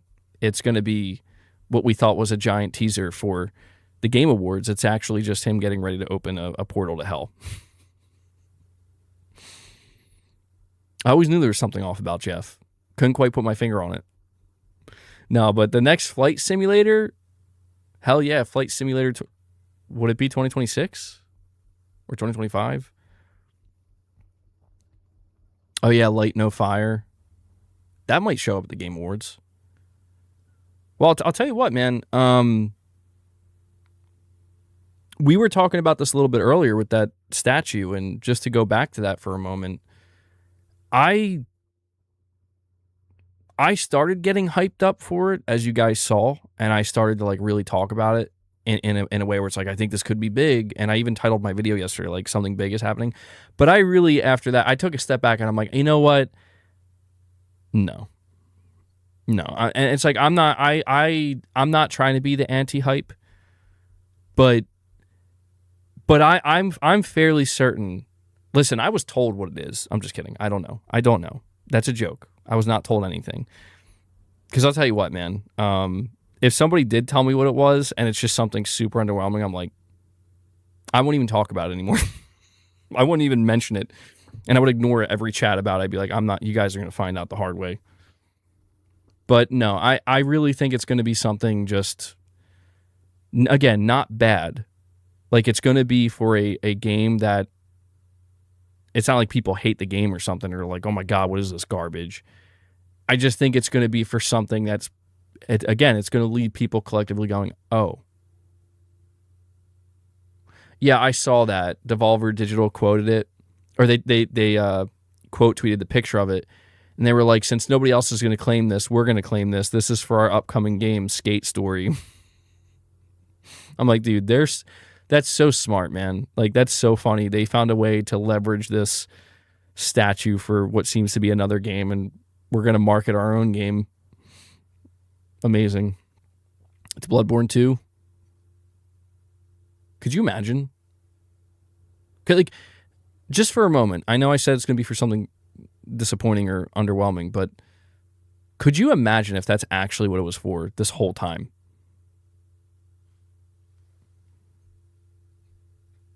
Now, that'd be great. Nah, see, that's where, that is absolutely one of those things where it's like, is it too good to be true? If the answer is yes, then that's because it is. I've been down this road too many times, man. Quake? Oh, yeah. I mean, it's such a strange statue because it's so reminiscent of so many things. When the thing that I find so bizarre still about this, not to go on about it for too long because I said I wasn't going to keep talking about it, but what I find so bizarre about this statue is the fact that it evokes so many different games, and that has to be intentional. There's no way you spend this amount of time and money to create something like this, put it in the middle of the desert, get everybody's attention on it, and not know that it's going to evoke like 10 to 12 different games in people's minds. And this is why I question the nature of this statue and where it's coming from, because I'm not sure who would benefit from that. Because it's like, if it was the Elder Scrolls 6, then God of War and Diablo fans are disappointed. If it is Diablo, God of War and Elder Scrolls fans, and if it's Devil May Cry, God of War, Elder Scrolls, you know what I mean? And you have Jason Schreier saying it's not this, it's not that. So those fans are already getting disappointed. And I'm like, who's going to be left to be excited about this thing? That's what I'm starting to wonder. And, the only other thing that makes the most sense to me is a new IP. A new IP that, it's okay if it makes you think of all these other games, because if you see a big new AAA IP that does kind of remind you of some of these games, it'll probably be because it took some level of inspiration from it, and that's okay. Like I'm saying, there is an intent there where it's okay if you're thinking of something else. We kind of want you to think of something else to give you an idea of what this new game will be. That would make sense, but I'll tell you what, man, if that's what it is, the marketing for this new IP is already going crazy before we even know what the game is or before we even see it. So we will see. Let me just say this real quick, because I just had this thought. If you'll indulge me for just a moment. Corey said, no, it's not GOW. And assuming he's not talking about Gears of War, assuming when he said it's not GOW, he actually did mean God of War,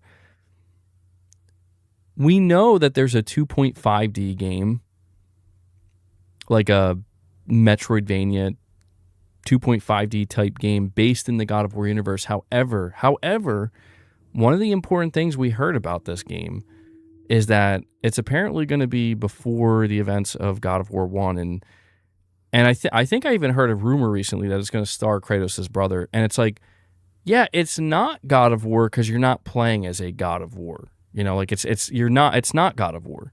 There is no God of War. I know that's a massive stretch. And again, I would have to question why this marketing would go this hard. Is it Deimos? Is it Deimos or Deimos? I'm just saying. Yeah, we talked about that too. I'm trying so hard not to veer in that direction because it's just, yeah, that is a stretch. The thing that, listen, if this is because I think a lot of people here want to believe it's PlayStation related. It's Deimos. Okay, Deimos, thank you. Or if you know me, my pronunciation. I think a lot of people, they want it to be PlayStation related. And as of right now, we have no confirmation that it is or isn't PlayStation related. We have double confirmation that it's apparently not Microsoft Studio related. Like, in the sense that it's not Bethesda and it's not Activision. We have that confirmed, seemingly. And if you take what Corey said at face value, that would be him confirming it's not PlayStation. Now, look, this isn't me trying to give people hopium, because I really don't want to mislead people or overhype, not mislead, but overhype people. But I have a strong feeling that Corey's game that he's working on, it will not be GOW for short. It won't be. It will be in the God of War universe, but it's not going to be called God of War. And I'm just going to leave it there. You know, I'm not going into the Game Awards anticipating that the massive reveal of the statue is Cory Barlog's next game. I'm not saying that. I'm just saying that I don't think Corey's next game is going to be abbreviated with GOW. And I'll just leave it at that. No, to be clear, Cory Barlog, he did say on Luke Stevens' stream, he did say it's not GOW. He said, no, it's not GOW. Which is funny. I still think that's funny. Like, I still think that's so funny that he just appears in somebody's stream. It's like, nope. And it really was him. It was his official YouTube channel.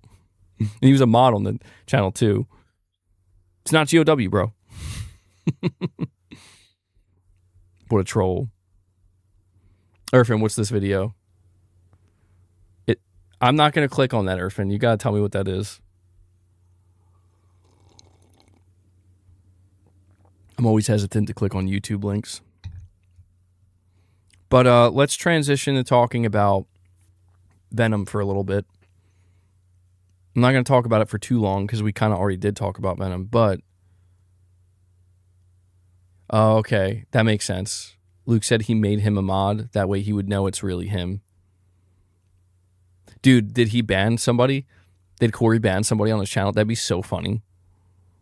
The power goes right to his head. He's like, ban. And what do you do with that? Like, you say, no, Corey. No, Mr. Barlog, you can't do that. It's Cory Barlog. And be like, okay, I get, yeah, sorry to everybody who just got banned, but, you know, I ain't going to tell him to stop. He'll nuke the chat. That's funny, man. But yeah, let's just transition to talking about Venom for just a little bit here. Talking about the Game Awards, talking about possible PlayStation reveals. We're going to have more, you know, leading up to the Game Awards, we're going to be talking all about what Sony may or may not show. And I just thought that today, considering we were talking about Spider-Man 2, and there's really minimal gaming news right now, this would be a good time to maybe bring up Venom, right? Venom is such an interesting game, in my opinion, because we don't even know if it's real, but it seems like it is. I have an AI overview here, and it says, while not officially announced, a standalone Venom game is rumored to be in active development at Insomniac Games. According to insider reports and the 2023 leaks that came out, the game would reportedly feature Eddie Brock as the protagonist and Carnage as the main villain. Insomniac is currently prioritizing the upcoming Wolverine game, which is expected to launch in 2026. Status. Reports from multiple sources suggest the game is not canceled, but is in active development. And this is the big thing. The reason why I do believe Venom is real. And, you know, we don't have the official announcement from Insomniac, nor do we have any official confirmation from Sony themselves. The reason I believe Venom is real is because MP First, about like a month or two ago, I think it was maybe like 2 months ago, MP First reported on this earnestly. And they said, like, we've been in contact with multiple sources and we can confirm Venom is real and it's coming after Wolverine. And the reason why I trust MP First is because they've proven in the last, like, year, they got some good sources.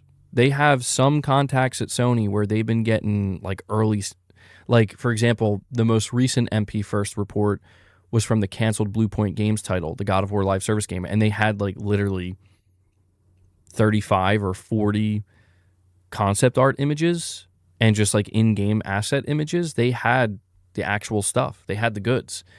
And so it seems like they do actually have some solid contacts at Sony or PlayStation, which hopefully they can maintain that, because I feel like it's getting harder and harder, you know, these days. Sony's plugging up all the leaks. But they earnestly confirm that Venom is real and it's planned to release after Wolverine. And so, you know, the question at this point is the timing of reveal, right? Is it possible that Venom will get revealed this year? Well, I'm going to say no. I've seen a couple people asking, you know, could Venom show up at the Game Awards? Is it time for this game to get announced? I'm going to say absolutely not. As much as I want to see it, you know, I talked earlier about how fun the Venom section in Spider-Man 2 was, and I absolutely want this game. I think Venom could end up being my favorite Spider-Man game that Insomniac makes if they do it right. Venom will be made into a wimp and softened.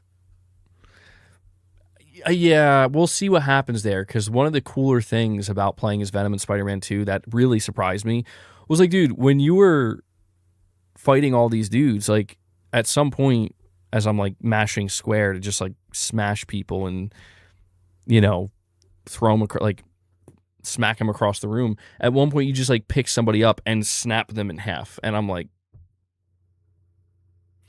yo. I'm like, all right. Like, I wasn't expecting that.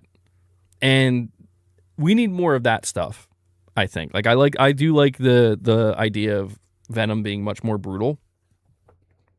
And, it, you know, at that point, when I went to go play as Peter and Miles, I felt like a wimp. I'm like, yeah, I'm just like punching guys in the face, you know, left hook, right hook, you know, drop kick, which is still fun. But I'm like, man, I kind of, I don't know, man. I felt like I was on a power trip with Venom, just being able to throw people around and snap them in half. It was pretty sick.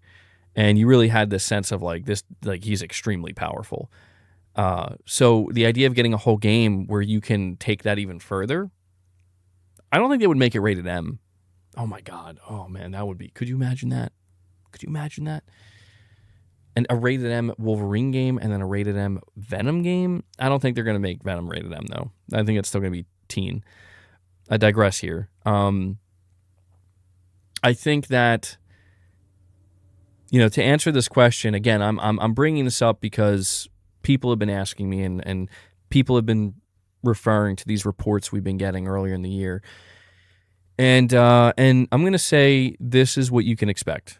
Not because I'm not giving an insider scoop or anything. I don't have a source. I'm just using my common sense or, you know, my understanding of the way Sony has handled these different franchises and Insomniac as well. I think what you're going to see happen is Wolverine is coming next year. And I think all of 2026, the entirety of 2026, you're not going to see a Venom reveal. I think you're going to see some leaks. I think we're going to get more info fed to us through said leaks. But you are not going to get a Venom reveal. in the year 2026. Because 2026 is purely Wolverine, bro. Like, you're getting a state of play, you're getting the whole marketing cycle, and then you're getting the big release at the end of the year. You're going to see Venom announced. Remember, I'm saying this because I guess, God, this would have made for a great PlayStation 2026 prediction, even though it's technically a 2027. PlayStation 2027 prediction, you're going to see Venom. I almost said Wolverine. Venom. You're going to see Venom officially revealed in June of 2027 at the PS6 event. Just like you saw Miles Morales revealed. And it's going to release 6 months later or 5 months later. That's what you're going to see. I guarantee it. Because it makes no sense to do it any other way. It doesn't make any sense to reveal Wolverine. I made it up, Irfan. That's my source. It just doesn't make any sense to reveal Venom, when you have Wolverine taking all the spotlight, and even knowing that after Wolverine, because you have to think, well, surely Sony's going to have other games they announce and show off in 2026, and you're going to have Intergalactic and probably a couple of other things we don't know about yet. But yeah, I really think that I keep saying Wolverine. I really think Venom is going to be that launch, that launch title for the PS6. It will be cross-gen, of course, but it's going to be like, hey, we're launching the PS6 with a Venom game. I think that's what they're aiming for, and I think that's really smart. I think after seeing how successful Miles Morales was, that's a really smart play. At least that's what I would do if I was Sony, man. I feel like if you do it any other way, you're kind of being dumb about it for no reason. Like, you could announce Venom at the Game Awards this year, but it's like, why would you do that? You could do it just to, for the list wars, I guess. And Fox Hunt PR with another super chat says Venom announced in Wolverine after the credits. People have speculated that will happen, and I don't know that they would do it like that. I mean, like a post-credits, it would be so Marvel to do that, and it would be awesome. But I think what's more likely is you're going to get a very clear, distinct Venom reference and Spider-Man reference in Wolverine. To just make it known that, yeah, they exist in the same universe. And, like the events of Spider-Man 1 and 2 and Miles Morales happened in Wolverine's universe. I think they'll do that.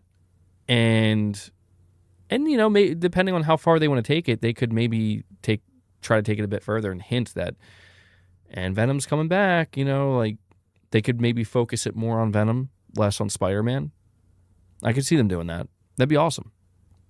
I'd love to see that.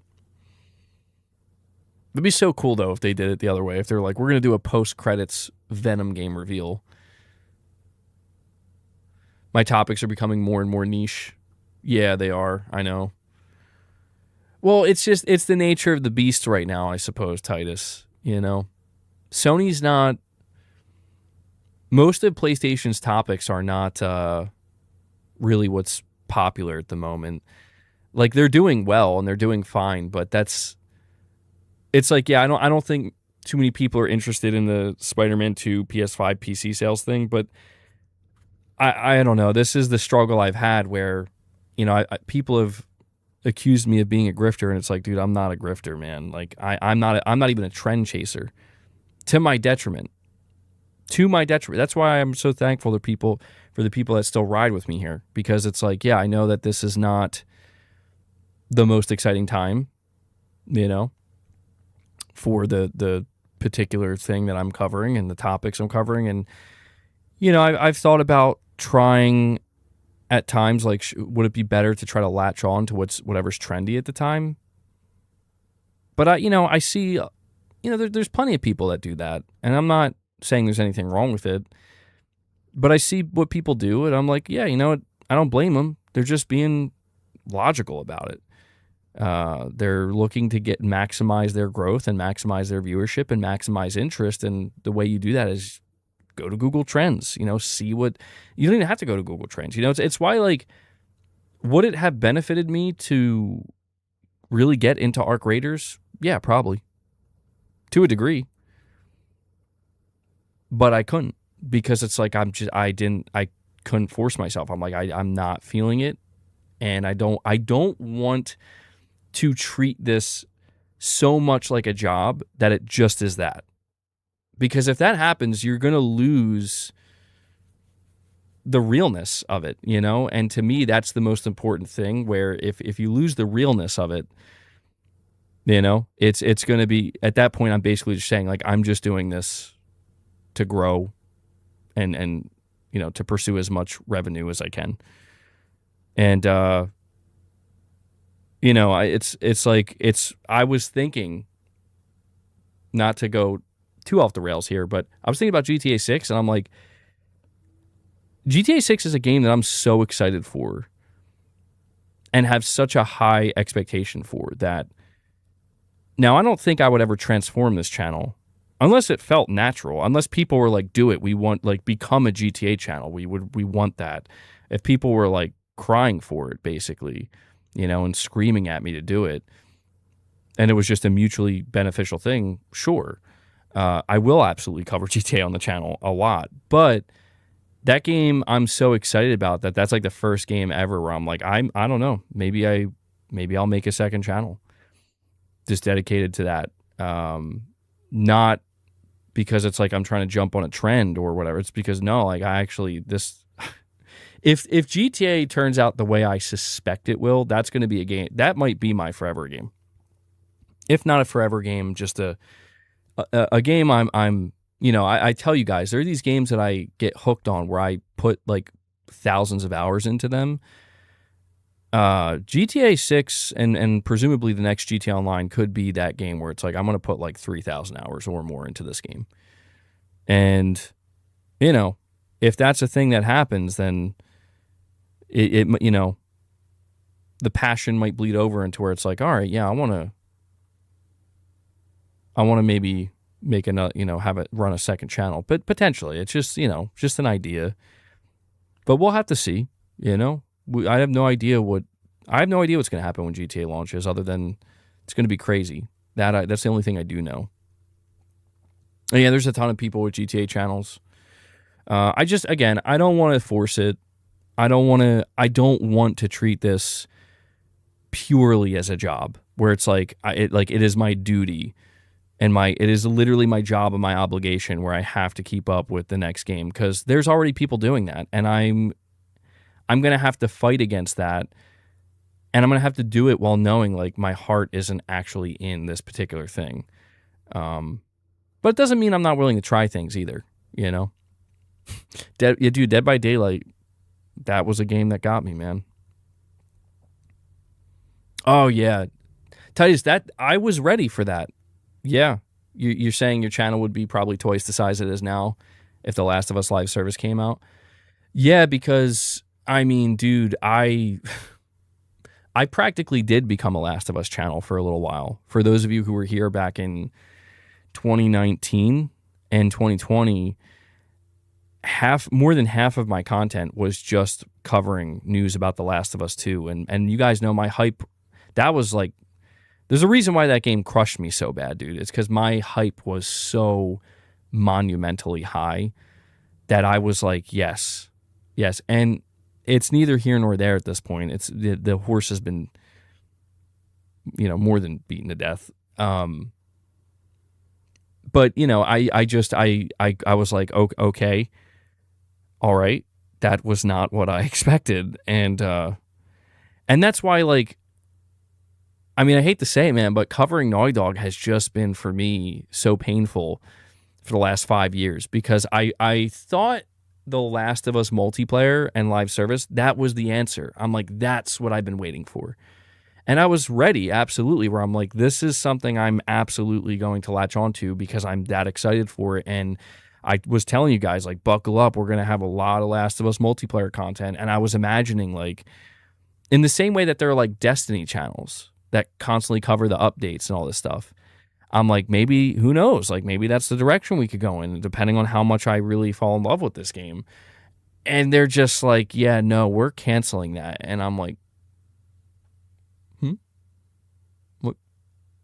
I'm sorry, I think I misheard what you said. What did you say? Like, yeah, it's over, man. And that's been a difficult pill to swallow because it's like, yeah, Titus, I'm in complete agreement.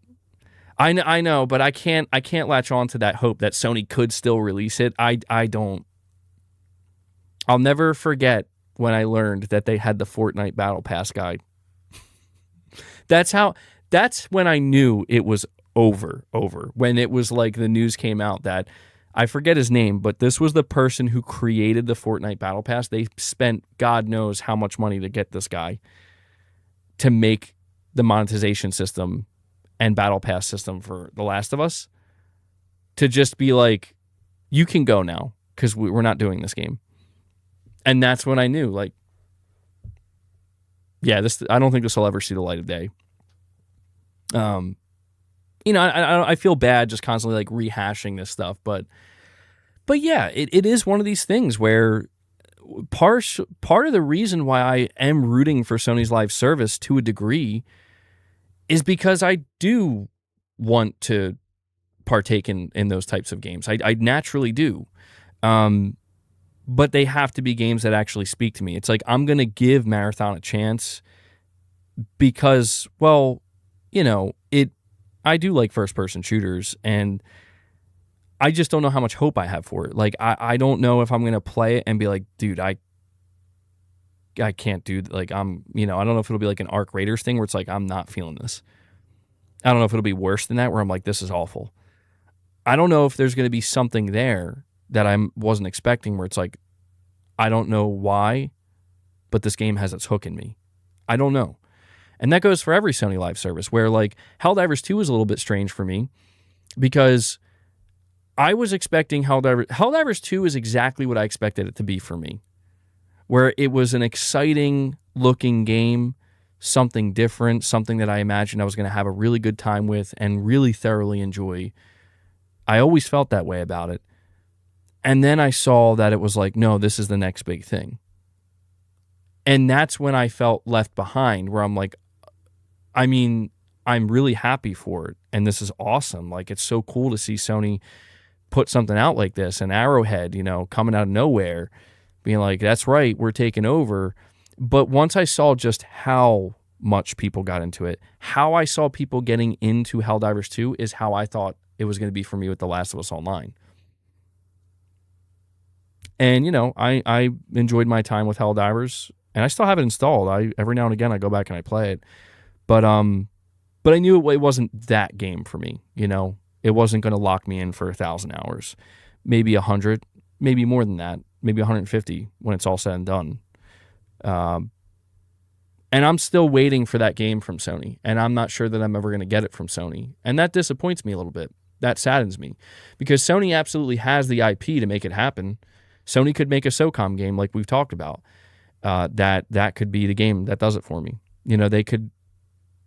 Well, I mean, we're getting Ghost of Yotei Legends, but my assumption with Legends is it's not going to be a forever game. It's going to be the opposite. It's going to be a multiplayer experience that I play for maybe upwards of 20 to 30, maybe even 40 hours, depending on how much content is there.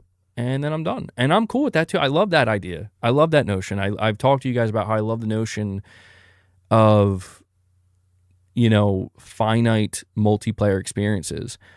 But yeah, there's always just going to be this kind of like black mark on PlayStation Studios history, for me anyway, where I'm like, what could have been with The Last of Us multiplayer?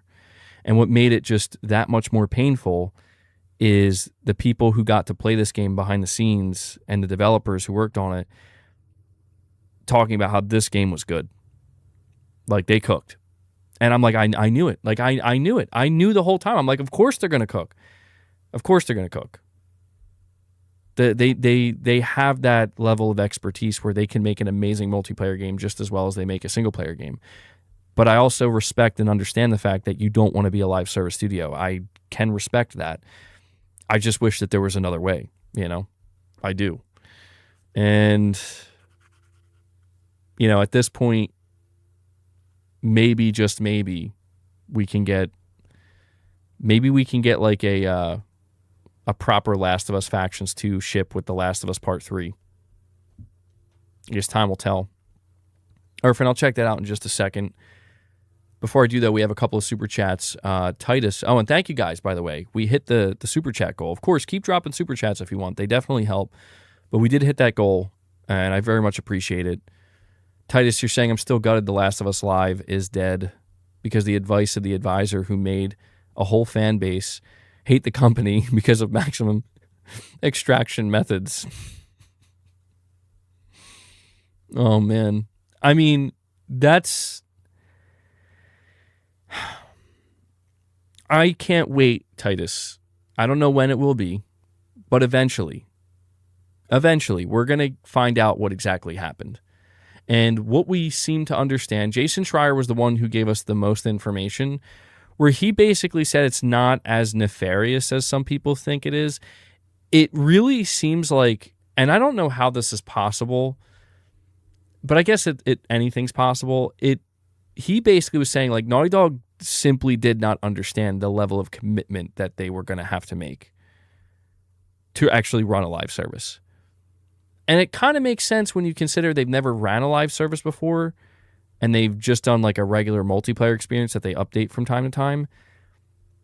But then again, like, yeah, I do hate the fact that we don't know what the conversations were like. And it very well just could have been that Bungie just scared the shit out of Naughty Dog. And I don't like that either. Because, again, you look at the situation that Bungie's in, and it's like, why take any advice from these guys? As if they know. Like, don't get me wrong. They know how to make a competent video game. They know how to make let's just face it. They do know how to make a competent live service because they've done it. But when it comes to, like, taking a suggestion from them, I don't know. Something happened, man. I'm telling you something happened behind the scenes. Because the more you think about it, it's like 4 years, probably over $150 million maybe. This was a whole ass game, dude. Like, when we look at this generation from Naughty Dog and people are like, how did they not release a game yet? It's because the game that they were supposed to release got canceled. This is not something that was in, early development, mid-development. This thing was close to be... I'm telling you, the reason why that PlayStation 2023 showcase was so desolate and underwhelming was because The Last of Us multiplayer was supposed to be there. The Last of Us Online. So, I can't be mad that Naughty Dog wants to stick to their single-player roots. I can respect that, absolutely. But there will always be this kind of weird enigma that surrounds this project that I hope one day we can get more insight into. I say that, but maybe it's much worse than I think, and I'll actually be wishing that I never learned because it's going to be something so bad. Something like, just like keep in mind, guys, before I read your super chat, Foxhunt, keep in mind that Vinit Agarwal, I think that's his name. I think that's his name. He was the one who was directing this multiplayer live service Last of Us game. He was so passionate about it, and the team that made it at Naughty Dog was so passionate and so convinced that this would be successful that they left after this game got canceled. They left Naughty Dog. They formed their own studio, and it's in Japan. And they're saying they're trying to make a game that's very similar to what they had with The Last of Us multiplayer. And I'm like, damn, bro, like, you must really have something good if you are willing to leave your position at Naughty Dog and bring a couple people with you, and you all are like, we're going to do this on our own. I don't know. It's a very, very strange situation. There may be a chance, Ryan, in the form of a different game, yeah.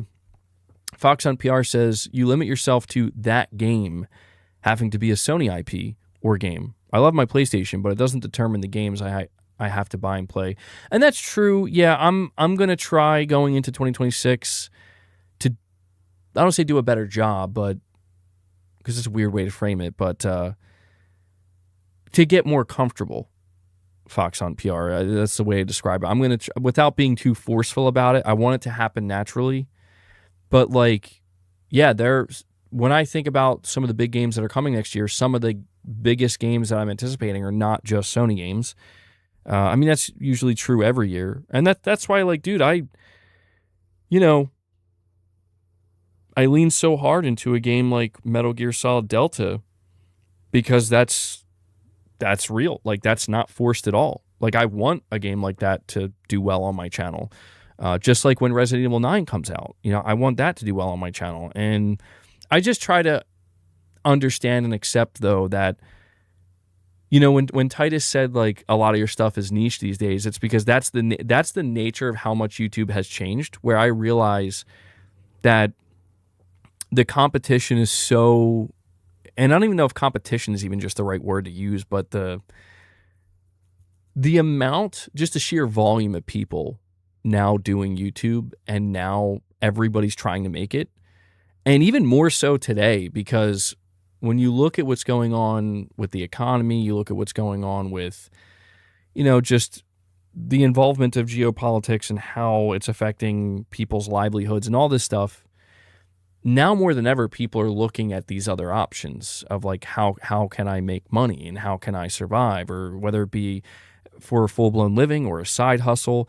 And with that, people have gotten very good at this stuff. And I look at stuff that people are doing, and I'm like I came across this video yesterday that was a dude talking about Days Gone, and it reminded me of my past self a little bit. I'm like, this reminds me of what I was doing back in like 2019, where the video was simply titled Days Gone is a great game. And I'm like, I already know what that video is because I made that video 5 years ago. But there's a weird, and it was a good video, by the way. But it was this person that like basically decided they were going to try Days Gone, and they realized it was an awesome game. And it was so funny because I was watching it, and it's like this person's pointing out all the things that I was pointing out back then. But this person, it works more so for them than it would for me now, because I've been there and I've done that. Like, people know, like, yeah, MBG, we know who you are. We know you were the Days Gone guy for a while, and we know how you feel about that game. And if I do make that video or something similar to it, I mean, maybe it could do well. But I don't know, like, things have just changed, things have just changed. Like, one of the things that has changed very dramatically on YouTube, for example, just to give you a little bit of inside baseball here, is like, I don't know what's going on with YouTube and their advertisers, but that has changed. I mean, like, that's changed. I was like looking over my history on YouTube the other day, and unless I'm like, it is possible I could be just like low-key blacklisted or something, or not blacklisted, but shadow banned. I don't know. But I see so many other people talk about this in the YouTube space, where it's this like unholy combination of there's like more ads and like than ever, and they're worse than ever, and yet the ad revenue is the lowest it's ever been. And like the ad CPM rate or whatever is the lowest it's ever been. And I'm like, it makes me grateful that I made the decision to lean more so into streaming and, trying to rely on some level of fan funding, because it's like, dude, I look at some of the stuff that people are doing for their videos, and that rat race, if you want to call it that, and now the AI being involved is just making it like, oh my God, what is happening? What is this hellscape? And don't get me wrong, like, there's a lot of good. I'm not trying to be like doomer here completely. There's a lot of good. It's just trying to find that good in between it all. It's like, my God, the amount of trash you have to wade through. It's gotten to a point where it's like, gee, man, I'm sure glad I think I'm kind of okay being niche. I think that might be better. It doesn't mean I don't want to grow. I do. I'm not ignorant. You know what I mean? I'm not dumb. Like, I know the different avenues that can be pursued for further growth. I've just, for me personally, I've determined that most of those avenues for now, it's going to be asking something of me that I'm not willing to sacrifice not out of laziness or you know, like I don't want to put the effort in. It's not that. It's just I know where this leads because I'm seeing it happen right now. And I'm very weary of it, you know, where I could turn out to be wrong and it's like, actually, no, it didn't lead to a place that's nearly as bad as you thought. But there's also something else here that I want to bring up as well. And it's that a lot of the, like, I'm seeing videos from people. I'll give you another example. I watched a Dark Souls video this morning and it just popped up. And it was specifically about Dark Souls 1. It was a 40-minute video. It's well made, but it's pretty chill. I don't remember who made it, but it was just this guy talking about what made Dark Souls 1 such a good game, basically. And I'm like, dude, I've seen this video, not that particular video, but what that video is, probably 100 times in the last 10 years.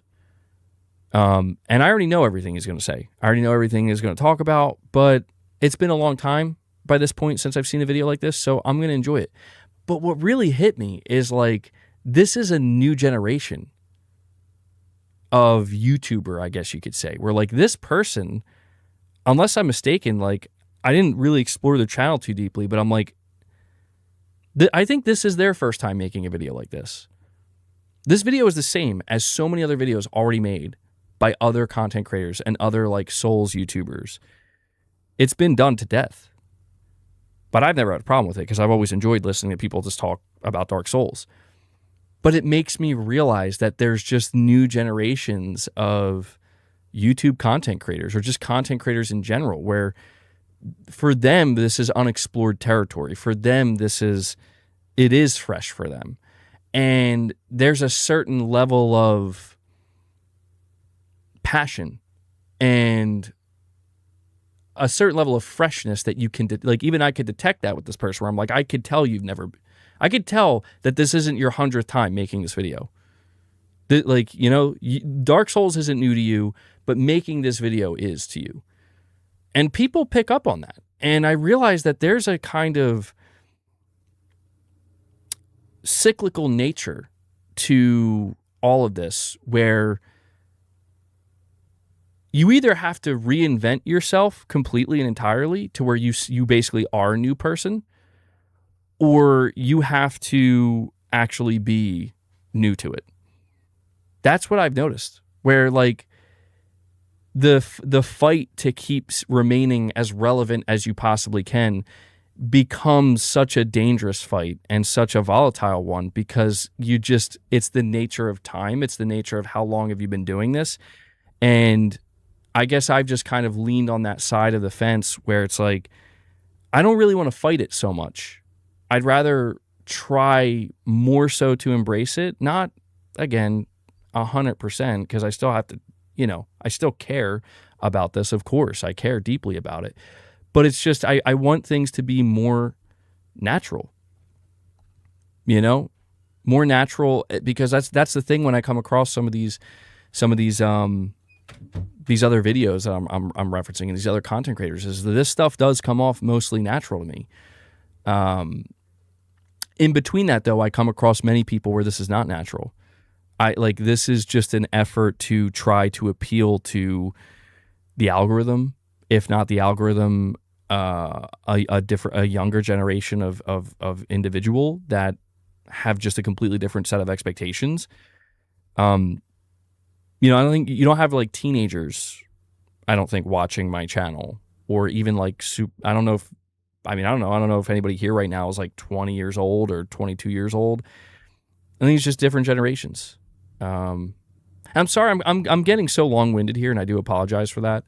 But it's just because I've been noticing some of this stuff. I've been like mentally taking notes, and there's also that too. Some people just do it as completely as a hobby, and I've just come across so much content in such a short period of time to where I ask myself, like, was it always like this? And the answer is no. Irvin, you're 25. Wes, you're 29. Well, I'm only 30. I'm not that old. I'm only 32, but I realized looking back on it, like when I was doing YouTube in 2017 and 2018, like, no, it has changed a lot. And I even, out of curiosity, I went back and I was listening to some of my older streams from like 2021 and 2022, back when I was actually doing like weekly Press X podcast, not doing like daily streams, but just weekly.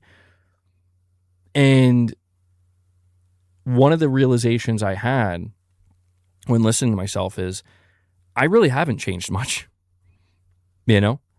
Because I was sitting there and I was listening for like a little bit. Like I was trying to tune in like a viewer while keeping in mind how I am today. And I realized that I'm mostly the same. Maybe a little bit more black-pilled. You know, I'm definitely a little bit more on the negative side now. But not dramatically, you know, to whereas now I just kind of talk mostly more calmly to you guys and express usually in a somewhat calmer manner what's bothering me. Back then I was just a little bit more unhinged where I would just start yelling about shit and getting all red in the face. And I'm like, I could see the appeal, but I don't, you know, I could tell, like, I'm like watching myself like, oh, my blood pressure is high. I could tell my blood pressure was high just by looking at me. And then, you know, there's still positivity, of course. But I'm just saying all this because I realize that there is something that has changed. I'm not going to say it's for the better or for the worse, but there's just been a massive step change, a full step change in the last 5 to 7 years. And, you know, I'm trying to navigate it just as everybody else is. And my whole thing that I try really hard to continue to latch on to, that I never want to lose sight of, and I actually fear losing sight of this, is like, well, what worked for me when I decided I wanted to do YouTube and when I decided I just wanted to engage in the conversation and be part of the conversation. What always worked for me was just being completely real about whatever it is I'm talking about. And I know that sounds so cliche, but I mean, like, literally, like, I'm not like purposely being rude, not trying to make a caricature, you know, not trying to play a role, not really focused on the entertainment. See, that's the last thing I'll say, and I will move on because we do need to talk about the other gaming topics. The change that I have identified is that so much of YouTube and just video content creation of any kind, whether it be videos, streams, short form, whatever, so many people now look for more entertainment-based things rather than information-based things. And and I realize, like, that's the effect that the proliferation of social media, where getting info has become so easy that you don't need to get it through videos now. Like you could just go on Twitter right now and get bombarded with info that you're like, I didn't even need to know half of this, but I do know it. And then before you know it, you scroll across a video of somebody talking about it for 5 minutes. You're like, I don't need to watch that. I already know what he's talking about. And I've been noticing that happening a lot these days, where it's like, I already know what that is. I know what that is. I know what they're talking about. And I'm like, how do I know that? I don't know. How do I know that? It's like, you know it because you just saw it on Twitter yesterday or the day before. And I'm like, interesting. So now, because of that, there's this drive where it's like, well, you can't just give the info. Now it's not a matter of just giving the info. You got to like get up in people's faces and be like, whoa, wait, hold on, buddy. I got something to say. Don't you dare click off, you know? And it's like, it's kind of crazy. But it's also, it is entertaining, you know? And you can see why people gravitate towards it, because it's like, light it up, you know? Anyway, in conclusion, I'm becoming a GTA 6 channel. Fox on PR, you're saying 20 million vids a day added to YouTube. Never see 1% of them. Oh my God. 20 million a day? Oh, by the way, really quick, before I read what Digital Dude said, did you guys notice, at least when I was watching YouTube on my TV in the living room, they did the thing again where they're like, we're just going to change it. They moved everything that was above the watch bar below it. Did you guys notice that? Because I was like trying to read comments, and I'm like, where the hell are the comments? And I'm look, I just have to sit here and be like, what? It's been like that for a while. Apparently, I just got the update, and I'm just like, why? Like, why? Sometimes, like, do you guys not realize how many people use YouTube? Like, there was nothing wrong with it, and it's not that big of a deal. It's not. It's just now it's below. But I'm just like, why did you do that? Because sometimes, I'm not going to lie, man, it feels like I'm being trolled. I'm being trolled. Digital Dude, thank you for the $5 super chat, buddy. You're saying, I can't wait till they actually reveal the next mainline God of War game. It'll definitely be Egypt. I'm legit already hyped for it. It won't be soon, but still. Yeah, I think it's safe to say that that's where we're headed next, mainly because I do remember Tom Henderson saying that Kratos is going to wield an Egyptian sword in the next mainline God of War. But I don't know. I wouldn't assume that it's that far away, Digital Dude. Not that I'm trying to get your hopes up. I'm not saying expect it at the Game Awards, but I am just saying I think we forget sometimes that Ragnarok shipped in November of 2022. So it's already been over 4. Yeah. Well, it's been well over 3 years, but the assumption is that I was going to say 4 years or maybe even 5 years. 5 years is pushing it. I'm leaning closer to 4 years only because the next God of War, to some extent, was already probably in early pre-production. Like they were already coming up with ideas of where they were. Because you have to remember, when Cory Barlog did God of War, the Norse saga, it was all finished. Not like the game, but you know what I'm saying? Like they knew what was going to happen and where it was going. So they had the advantage of like as soon as God of War 2018 shipped, they knew what was coming next. The only decision they had to make was, do you want to make it one game? Do you want to make it 2 games? And then they went from there. So at that time, surely some small team, it may have just been Cory himself, I'm not entirely sure, but there was probably some team inside of Santa Monica trying to figure out really, just generally speaking, where knowing how Ragnarok ends, knowing how Kratos and Atreus' journey end in the Norse saga, where do we want to go from there? I could be wrong, though. Maybe they didn't start that, and they didn't start spitballing ideas until after Ragnarok finished up. I could be wrong, but yeah, I think you're right, Digital Dude. I think we are going to get the next mainline game in Egypt, and that's going to be super interesting. What's going to be most interesting about that, in my opinion, is why Kratos is there. That's going to be fascinating because it's pretty clear after you finish not only Ragnarok, but the Valhalla DLC, that he's really taking on at some point he's like a god of peace or something, right? I think that's what he says at some point, but he just makes it clear that he's taking up a throne again. He's going to have a position of power, but it's, it almost seems like he's taking up like Tyr's spot to a degree, where he's going to be a god that's really focused on trying to avoid conflict at all costs, and a leader that's trying to avoid conflict. And that's why I think it's going to be so interesting to see where the next, like, what pulls Kratos back into the game. Like how, like, why is Kratos going to be killing gods again? He's going to have a damn good reason. And I like the idea, I forget where I heard this, but I like the idea of like Kratos being attacked. Like now he's on the defense.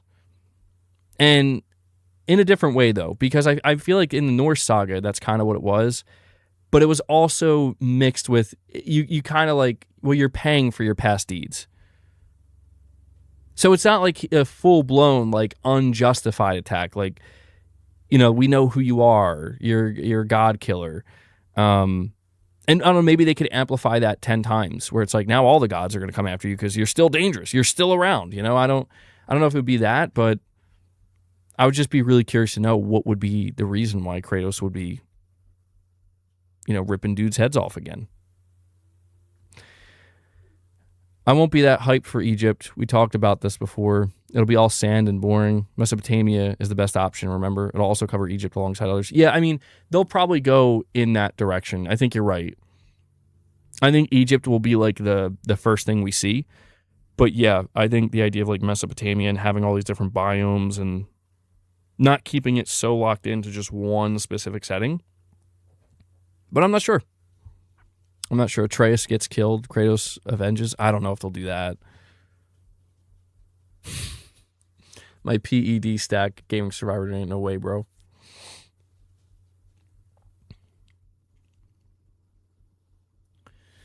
Bro could run through the whole pantheon of all major religions. He's going to offend everybody. Fox Hunt PR with another super chat. Appreciate it. You're saying Path of Exile 2 has been in early access / beta since last year. I have around 400 hours. Statue could be at 2. Maybe the full release date. You know, you're not the first person to say that, Fox Hunt. There was somebody in here earlier saying they think it might be Path of Exile 2.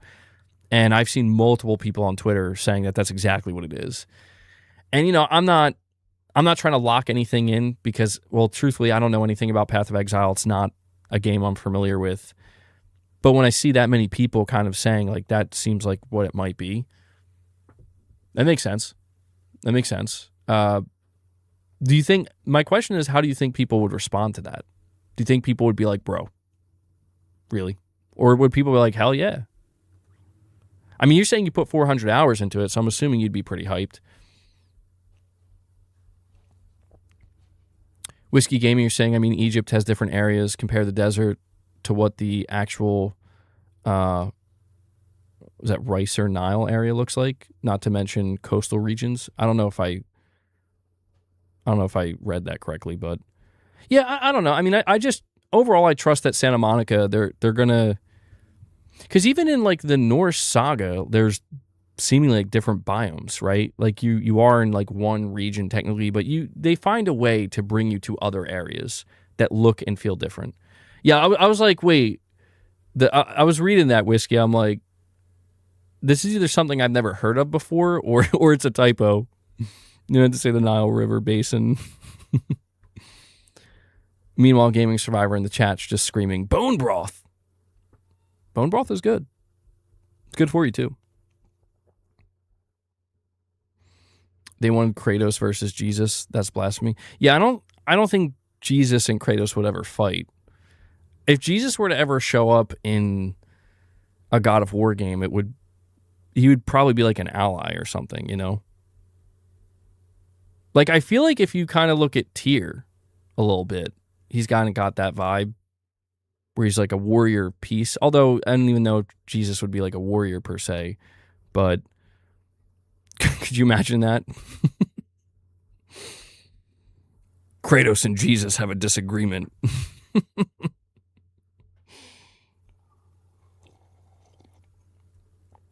That would be crazy. No, dude, that would get so much backlash. It'd be nuts. Especially today, dude. Especially today. Kratos versus Judas.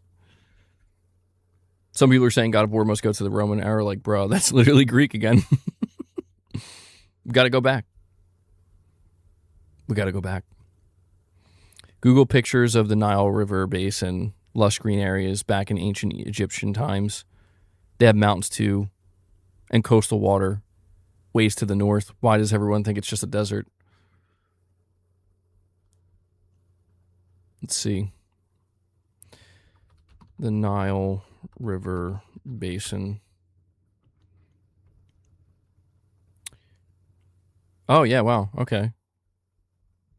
It's definitely greener than I would have expected. Yeah, I don't know. I mean, they could kind of do whatever they want, I think, at this point.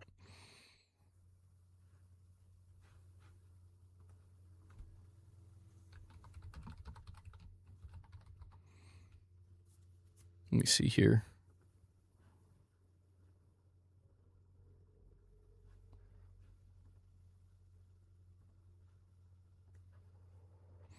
I'll see if it'll let me bring the picture up. Because I see what you're saying. It definitely looks... like, it doesn't just look like pure desert. Like a lot of people imagine in their head. Although, I think it'll let me bring the picture up. Here we go. It's pretty large, though. Yeah, something like that.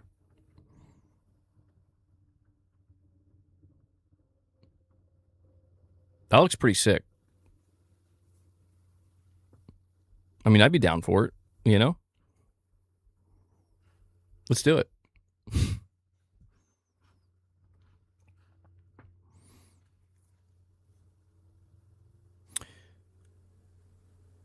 Most of the deserts used to be lush areas with greenery and wildlife.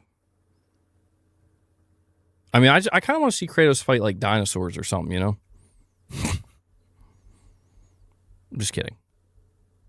I mean, that would be cool, though. Can we make that happen? Let's see Kratos versus a Tyrannosaurus Rex. Let's see Kratos riding a pterodactyl.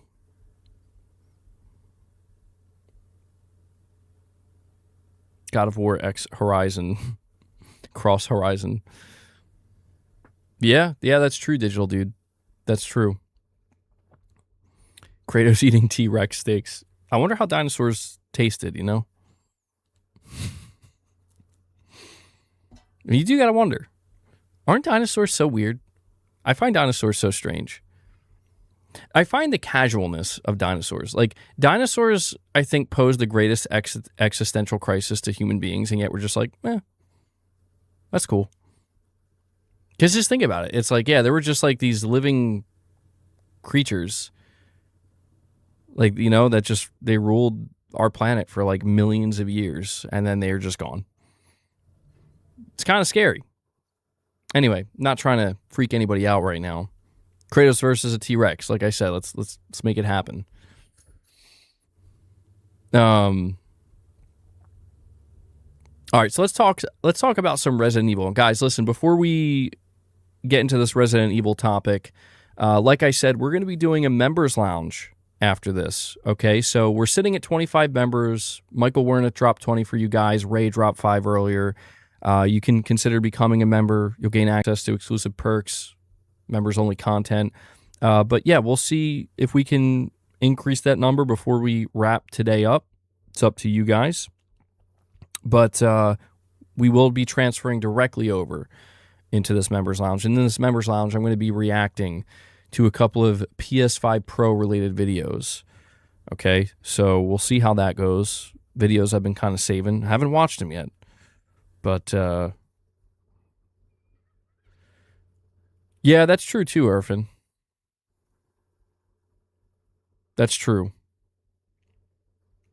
We're going to end up getting Jungle Kratos. Kratos is a bonus character in the next Tekken. That's the one with the dinosaur and the raptor, right? I think so, yeah. Yo, Kratos and Tekken would be crazy. Tarzan Kratos. There's been 6 resets in our planet's history that almost wiped out life outright down to insects. You know how, like, sometimes you come across people, they're just like, nah. They're like, that ain't real.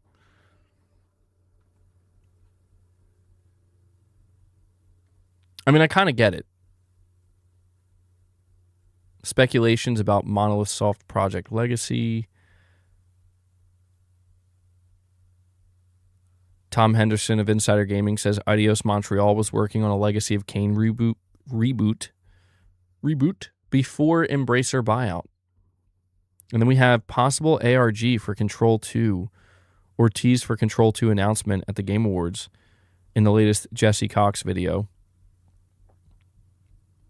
I mean, yeah, a Control 2 announcement sounds about right. You know, for as excited as I would be about a Control 2 announcement, I have to say, I really want that Max Payne 1 and 2 remake announcement that they're working on. I really want to see that. Maybe we could get both? No, I don't think. They wouldn't do both.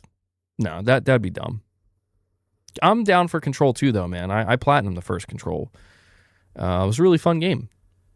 Didn't really understand much of what was going on, but I had a good time playing it. So, oh, you're a big fan, Irfan? You'll go ballistic if it's shown off?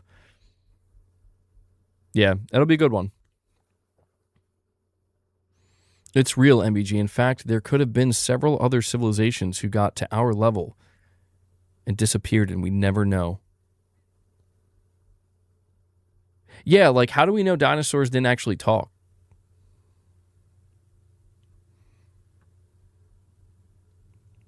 Like, how can we prove that?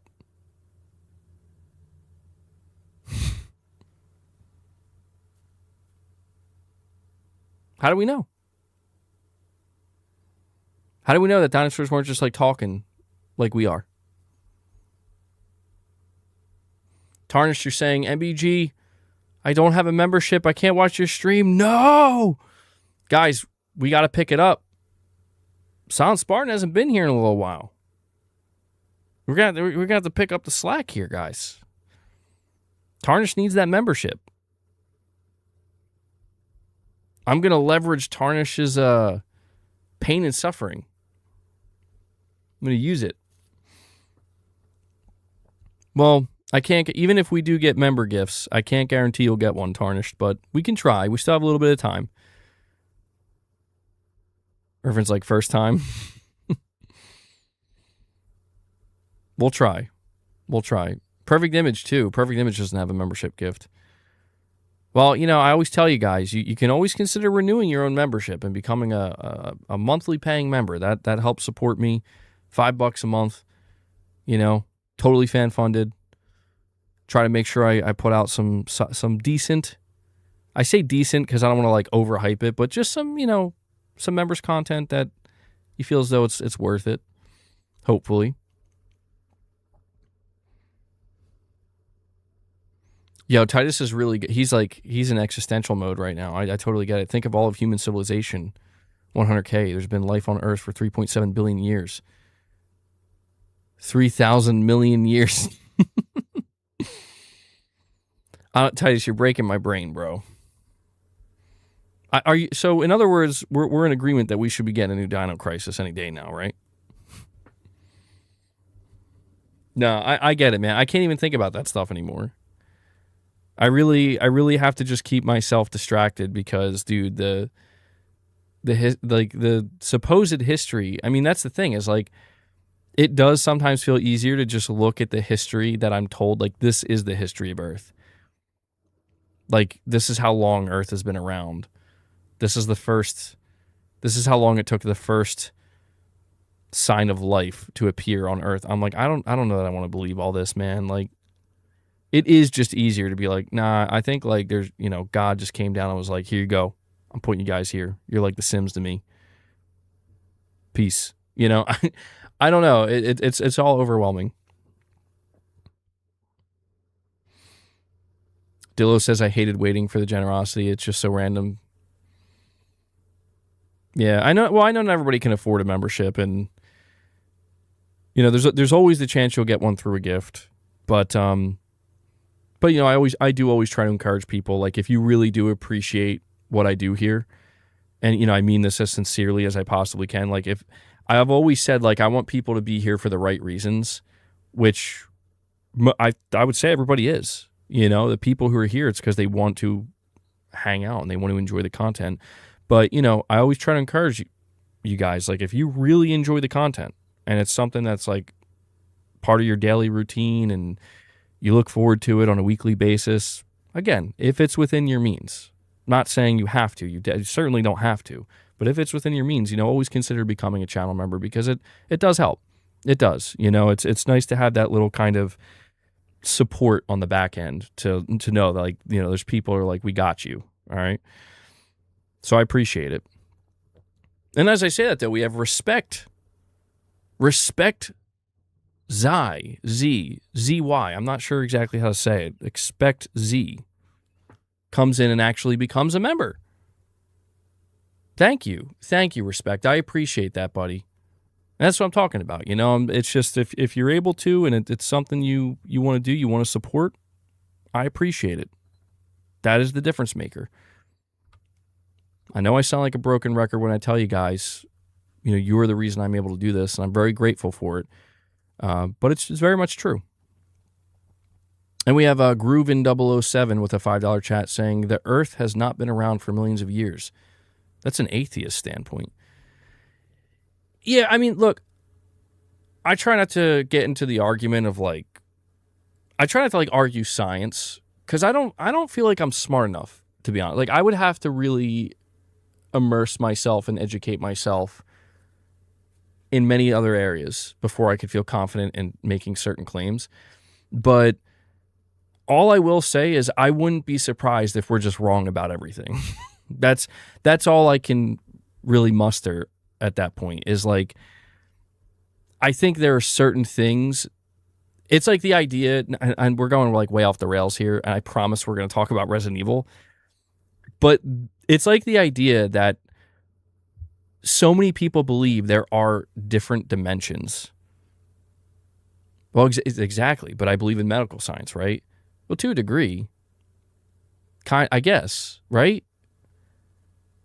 But it's like so many people believe deeply in there's other dimensions. Like there's actually other dimensions. Yet there's no proof of it whatsoever.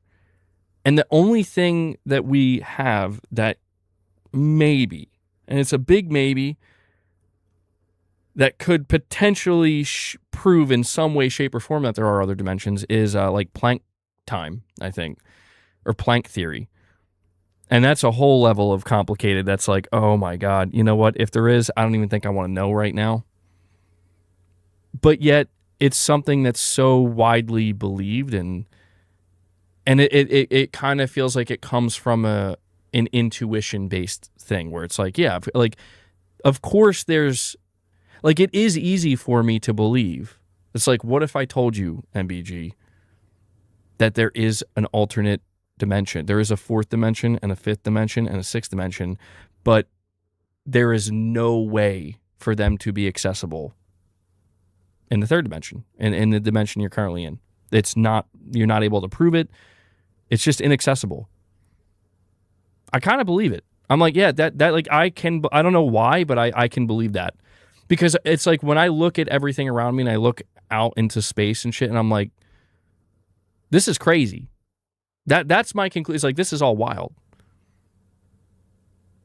And it seems like there isn't anything that can really explain it, and we're trying real hard to figure out answers, and every time we get an answer, there's like 10 more questions that pop up. My favorite thing, though, my absolute favorite thing, is when you look out into the universe, scientists have determined that 90% of the universe is made up of what we call dark matter or dark energy. I think it's like dark matter. And if you were to ask, what is that? The answer is, we have no idea. All we know is we've detected it, and it makes up 90% of this existence and this reality, apparently, and we don't know what it is. And we're like the outside 10%.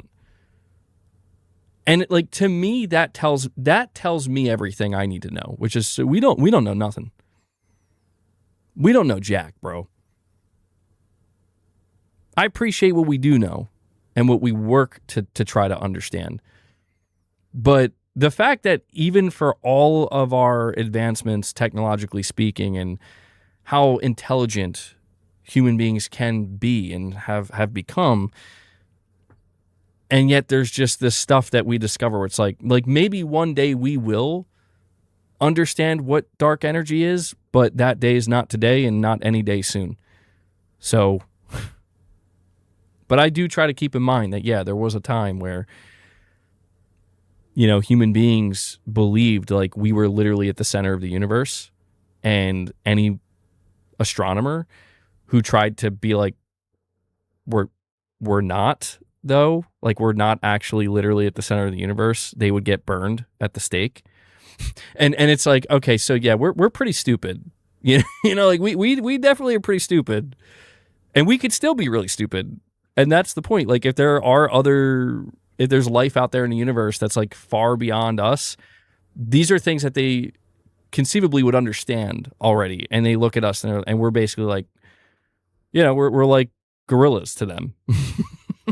Yeah, we're primitive. I don't believe we just appeared here one day out of nowhere. Even the climate of this planet wasn't made for us. Earth is not our home. And sooner or later, we will return to where we belong. Oh, snap. Yo, it reminds me of that movie, Prometheus. It's a crazy movie. Most Americans believe that still. A lot of people believe the universe, they're at the center of it. That freaks me out though. This is turning into a little bit of a members lounge. I apologize. We are going to go to the members lounge, but it freaks me out. The human mind freaks me out. It really does, because it's like, I don't want to throw anybody into the ego. I don't want to throw anybody into existentialism, but it is scary to me that like our minds can be very protective.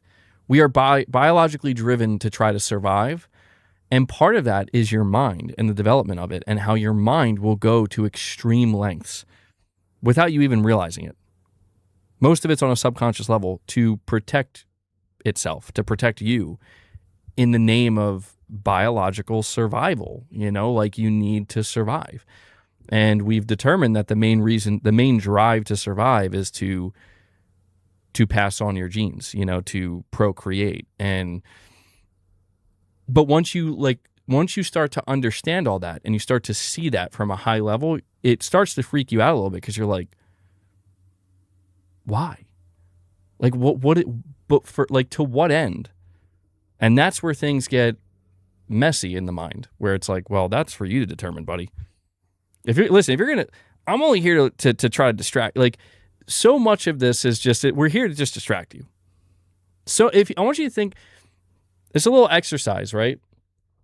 It's a small little exercise that might be worth doing. I don't know. And it's up to you, but you don't have to do it right now. But at some point today, just take a couple of minutes and just sit down quietly and just think about all the times in your life where you did things and you didn't actually know why you did it. And you'll freak yourself out, because you'll realize, oh my God.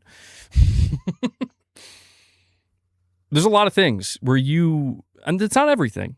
Don't get me wrong, it's not everything. But there's a lot of things you realize, like, you were just operating on copilot, bro. You're just totally driven by your subconscious, and you don't even know it. And it's not until after the fact. It's not until reflection. It's not until, the whole hindsight 2020 thing. It's not until then you realize, oh, damn. Yeah, or you're just schizophrenic. I don't know. It could be that too. Hopefully it's not that. Anyway, that's the existential part of the podcast. So that should be timestamped. You read an article recently that the majority of people in America still think cocoa milk is made out of a brown cow. Wait, it's not? I'm just kidding. Irfan's like, bro. Gaming Survivor's like, it is. What are you talking about? Early 90s gamers like, I'm not investing in crypto, bro. That's what this all is. That's what it was coming to. Dude, I watched this video, and I swear this is the last thing I'll say. We'll talk a little bit about Resident Evil, and then we'll wrap it up and head to the members lounge. I watched this video where it was like a 4.5 minute video, and it was titled something like what really happens after we die, or something like that. And it just caught my attention. No. The title of the video was like, this book changed my view on death, or something like that. And I was like looking at it, I'm like, I don't know what book that is. I never heard of it. And I listened to this whole thing that this guy talked about. It was this book that was written in like 1857 or something. And it talked about all these different things that may or may not be true. Like, it may or may not be true, where it's like, okay, yeah, I mean, it could be true, but there's no proof of it. But then by the end of the video, I realized, like, the guy, and I'm not like faulting him for it, because the video was still good, but at the very end, he's like, so anyway, this is one of the best books ever written, and actually I had to rewrite it.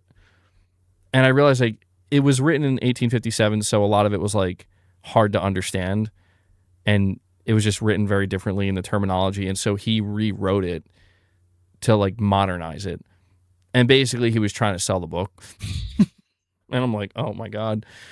Like, it threw me for a loop, because I'm like, I was kind of impressed. I'm like, I was not expecting that. I did not think that this was a sales pitch ultimately. I'm like, God damn. But it did, it naturally made me question, like, I don't know.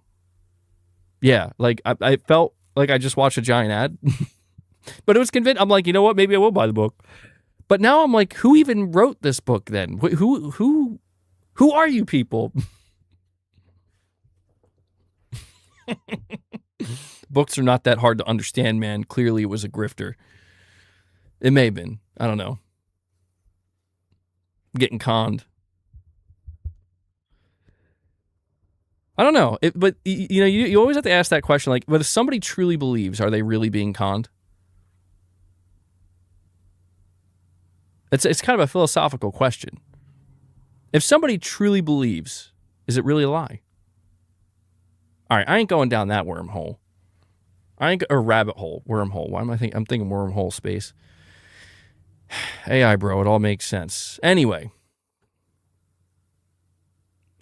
all this is to say, Resident Evil 9, leak, combat, footage. All right? I think we live in a simulation. MBG, there's belief and there's actual reality. It's easy to discern both, I feel. Is it, though? Okay, well, if it's so all right, well, if I tell you the reality is nothing around you is actually real because your brain, it's only signals and inputs that are being received by your brain inside of your skull right now. And so therefore, whatever you call real, whatever you call real is actually just that. So I guess it could still be real if that's your definition of it. But what is that? How can the signals that your brain is receiving and the synapses that are happening in your brain, how can that, what is that connected to? What is the purpose of it? Yeah, I mean, yeah, we're getting into some Matrix level stuff here. We're all just balls of energy, man. We're all just vibrations. I love that. I love the idea that we're just vibrations, because we are, technically. Do I believe in God? I mean, it's a tough one. I'm very much the type of person where it's like, sometimes I believe and sometimes I don't. I'm always back and forth, where it depends on what day you're asking me. And I guess for a lot of people that would mean, well, then you don't believe in God. But I don't know. My mind is too open. My mind is too open to the possibilities, man. Like I'm absolutely open to the idea that, I don't like there's some days where I'm like, no, we're all God. Sometimes I believe that. Sometimes I'm like, I'm God, you're God, and we're all actually connected to just the same source, and that's where we all go back to. And it's the all-knowing, the infinite. And I'm like, yeah, I don't like that, though. Like, that doesn't make me feel very good. Yeah, I'm in my Morpheus mode right now, so, you think that's air you're breathing, bro? You think that's air you're breathing? You kidding me? I love the idea that you can take certain hallucinogens and it literally basically hard resets your brain. Like the way you would reset a computer. Like, isn't that kind of crazy? Do you guys hear Leia, by the way? She's like meowing really loud out there. Please tell me that's being picked up. Guys, we might not talk about Resident Evil today. I'm sorry. We might not talk. It feels like there's no point in talking about Resident Evil, because it's like, dude, we just had like a. You thought it was a crying baby, dude. That's Leia out there. She's like howling for whatever reason. I got to do a DMT trip live. I'm too afraid. I don't know how I would feel about that. Mole trip. All right. Well, I got to initiate the 15-minute countdown. Like I said, we're going to be heading over to a members lounge. I I think so. Here's what I'm going to do. For those who were wondering what the Resident Evil thing was, there's a little bit of footage that came out, and it was showing some combat. And all you need to know, this is the only thing that's important about it. It looks really good, and it looks very reminiscent. It was third-person combat where Grace was shooting zombies, actual zombies. It looked very much like Resident Evil 2 Remake. It looked a lot like it. And I think that's great because that game was amazing and I want more of that. So, no Leon yet, though. But I think we're going to get a full, proper gameplay reveal at the Game Awards. They're bringing the zombies back. All right, Irfan, I'll bring that up and maybe I'll watch it later. All right, so let me start this countdown.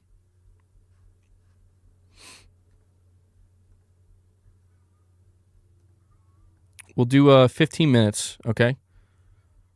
Do the 15-minute countdown. It's starting now. So, again, guys, once this countdown hits 0, we're heading over to the Members Lounge.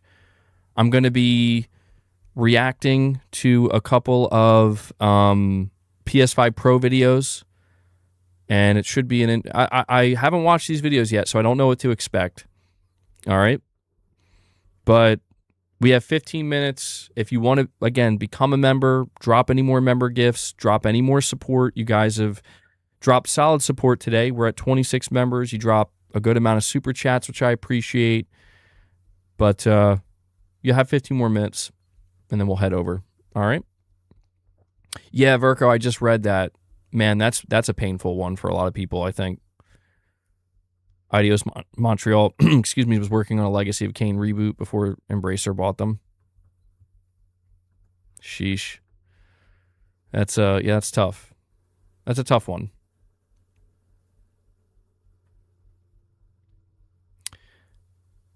The official Sony account says Blood and Bone, The Boys final season arrives 2026. Oh, hell yeah. I'm looking forward to that.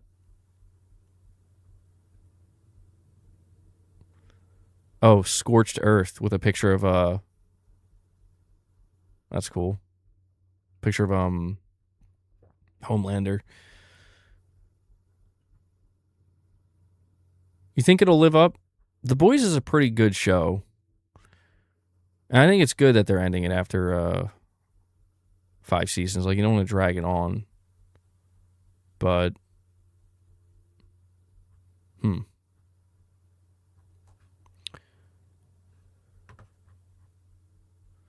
You don't like The Boys?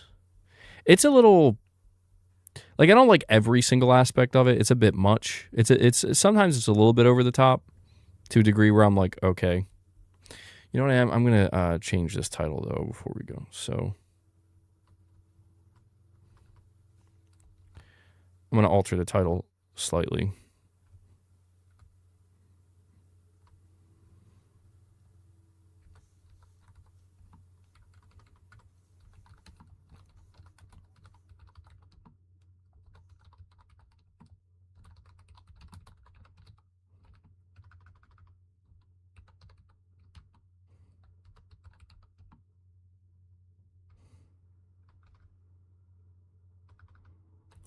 And what PlayStation... Sorry. I'm just doing this on the fly, so that way I don't have to worry about it when we transition to the Members Lounge. Studios should change up. Okay. There we go. That's a more accurate title.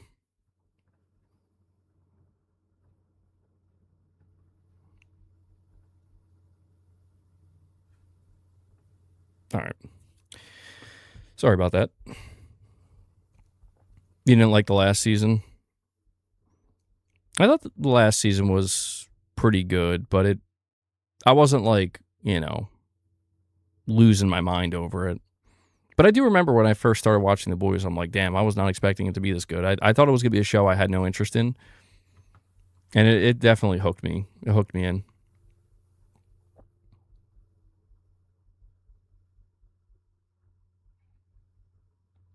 So, guys, I do want to ask you, as we're waiting for this countdown to finish up, Is it just me? Sometimes I have to ask this question because I can't tell. Like, I know that for me, my perception is a little bit different because, you know, I do this daily. I do this for a living. But is the gaming news cycle, you could separate it into two answers, the general gaming news cycle and the PlayStation news cycle. I feel like the answer for the PlayStation one is like, yes, it's slow, but are things like really, really slow right now? And Perfect Image, you're saying read your last. For some reason, I can't find your last chat. Perfect Image.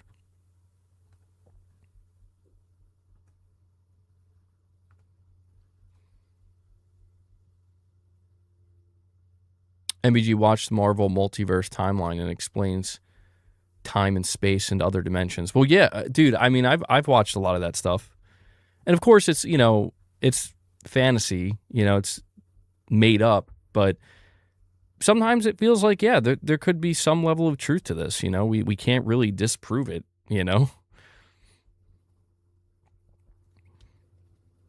Gaming Survivor is saying gaming news is slow, but PlayStation is rising in general. PlayStation's always rising. Both are slow. No, I'm just asking because, like, dude, it's been kind of weird the past week. It's been, like, abnormally. I'm like, what happened? I'm not, like, it's normally, like, there are, like, slow times, but then there's, like, occasionally, and I don't know. I can't try to remember the last time it was this slow. And it's not even, I don't think slow is the right word. It's stopped. That's the way to describe it. It's stopped. It's like at a standstill. It's really bizarre. And I always get a little bit freaked out because I can never tell. It's like it just died, right? I can never tell because I look at my channel and I'm like, whoa, that doesn't look good. But then I look around at other things and I'm like, okay, maybe it's not just me. Maybe it's not just me. Oh, I noticed the camera's looking a little blue again. Let me see if I can fix that.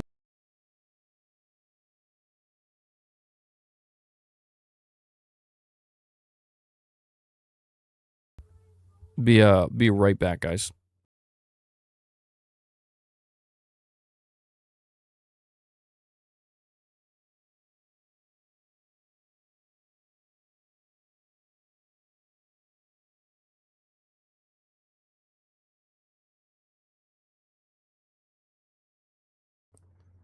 All right, sorry about that. Where are we at now?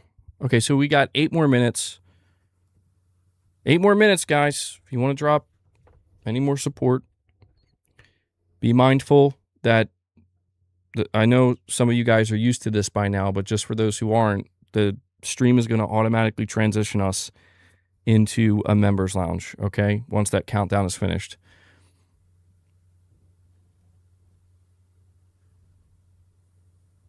MBG, everything is fine. People are actually home playing games. Well, yeah, no, I'm not. I don't mean like it's like, I'm not saying like gaming is down. I don't think gaming is down. I'm playing games too. I just noticed that. So what's just particularly noticeable to me at this point is normally at this time, and I've been following this for for years now. What's different about this, and maybe it's not such a bad thing, but it's peculiar, is that normally by this time there would be like a crazy rumor mill happening leading into the Game Awards. Unless I'm mistaken, maybe I'm misremembering, but that normally is what, and maybe that's going to happen in the next week. But it seems to be a bit, I don't know. It seems a bit different. And it does make me wonder if it's because, like, dude, there's, like, everything is down pat. You know, like, nothing's leaking for a reason. Yeah, like, it is truly not just the calm before the storm, like the silence, the eerie silence before the storm. I hope so. I hope the Game Awards are good this year. I think they'll be good. I think they'll be good this year. They've been good for the past couple years, and I feel like it's been getting better year over year.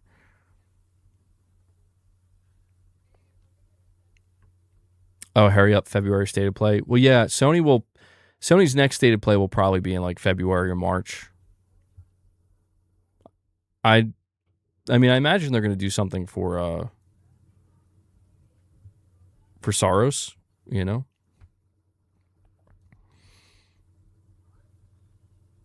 Will YouTube somehow glitch and take me to watch the stream without membership gifts? Probably not, Irfan. Yeah, I'm so always sorry about that, you know.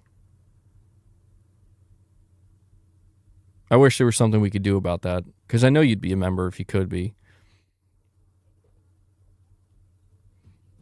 Gaming has never been better, MBG. It's pretty good. It's pretty good, Prince. I have to agree. Right now, I'm still playing through Ghost of Yote's New Game Plus. I have to admit though, like I'm so done with Ghost of Yote. I'm trying to just blast through the story as quickly as I can to get, because I just need one trophy. I'm at 97%, and I want to have that solid 100%. Oh, Irfan, that wasn't you? Wait, who was that? Who said that? Oh, Tarnished. I'm sorry. I'm reading what Tarnished said, and I'm like, sorry, Irfan. He's like, bro, I wasn't even the one talking. Yeah, Tarnished, in your case, I don't know. Tarnished, I think the only way you're gonna get in the members lounge is you'll have to hope somebody drops some membership gifts. Corey, where you at? Where's Corey? I mean, Corey, he usually drops 5. I don't know. We'll see. You got 4.5 minutes. 4.5 minutes. We'll see. Tarnished. Break out the glasses. I don't think I'm going to need the glasses. I think we'll be good. I'm close enough to my monitor. That looks like 5. Gaming Survivor. You got 5 fingers up. You're excited for Skate Story? Yeah, I heard good things about that. It looks pretty good. Yeah, we talked about that. You're saying just joined the stream, saw Jason Schreier said that the statue is not Elder Scrolls. Should be the new Cory Barlog game at this point. No, I'm not convinced that's what it is, man. I'm not yet convinced. Oops. I want it to be Cory Barlog's new game, but I'm just not convinced. I feel like we don't have enough. We don't have enough to be able to really determine that.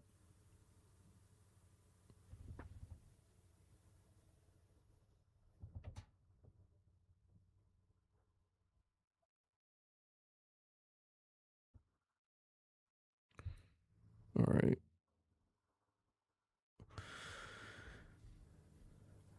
It's Larian. I've seen a couple people say that it's Baldur's Gate related or something like that. We're going to find out soon enough.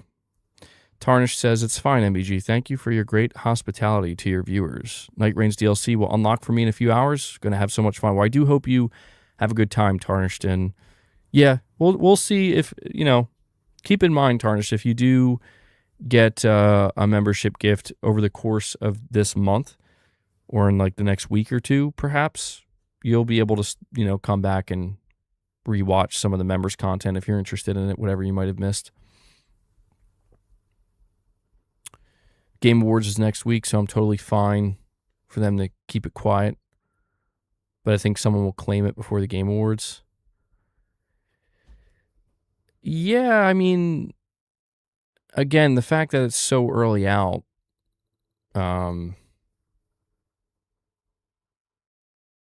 you would think it's bound to leak before the show actually happens. You would think so.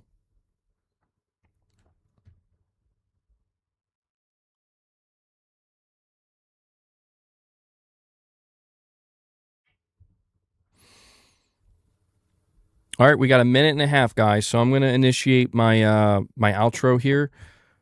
Who's knocking on?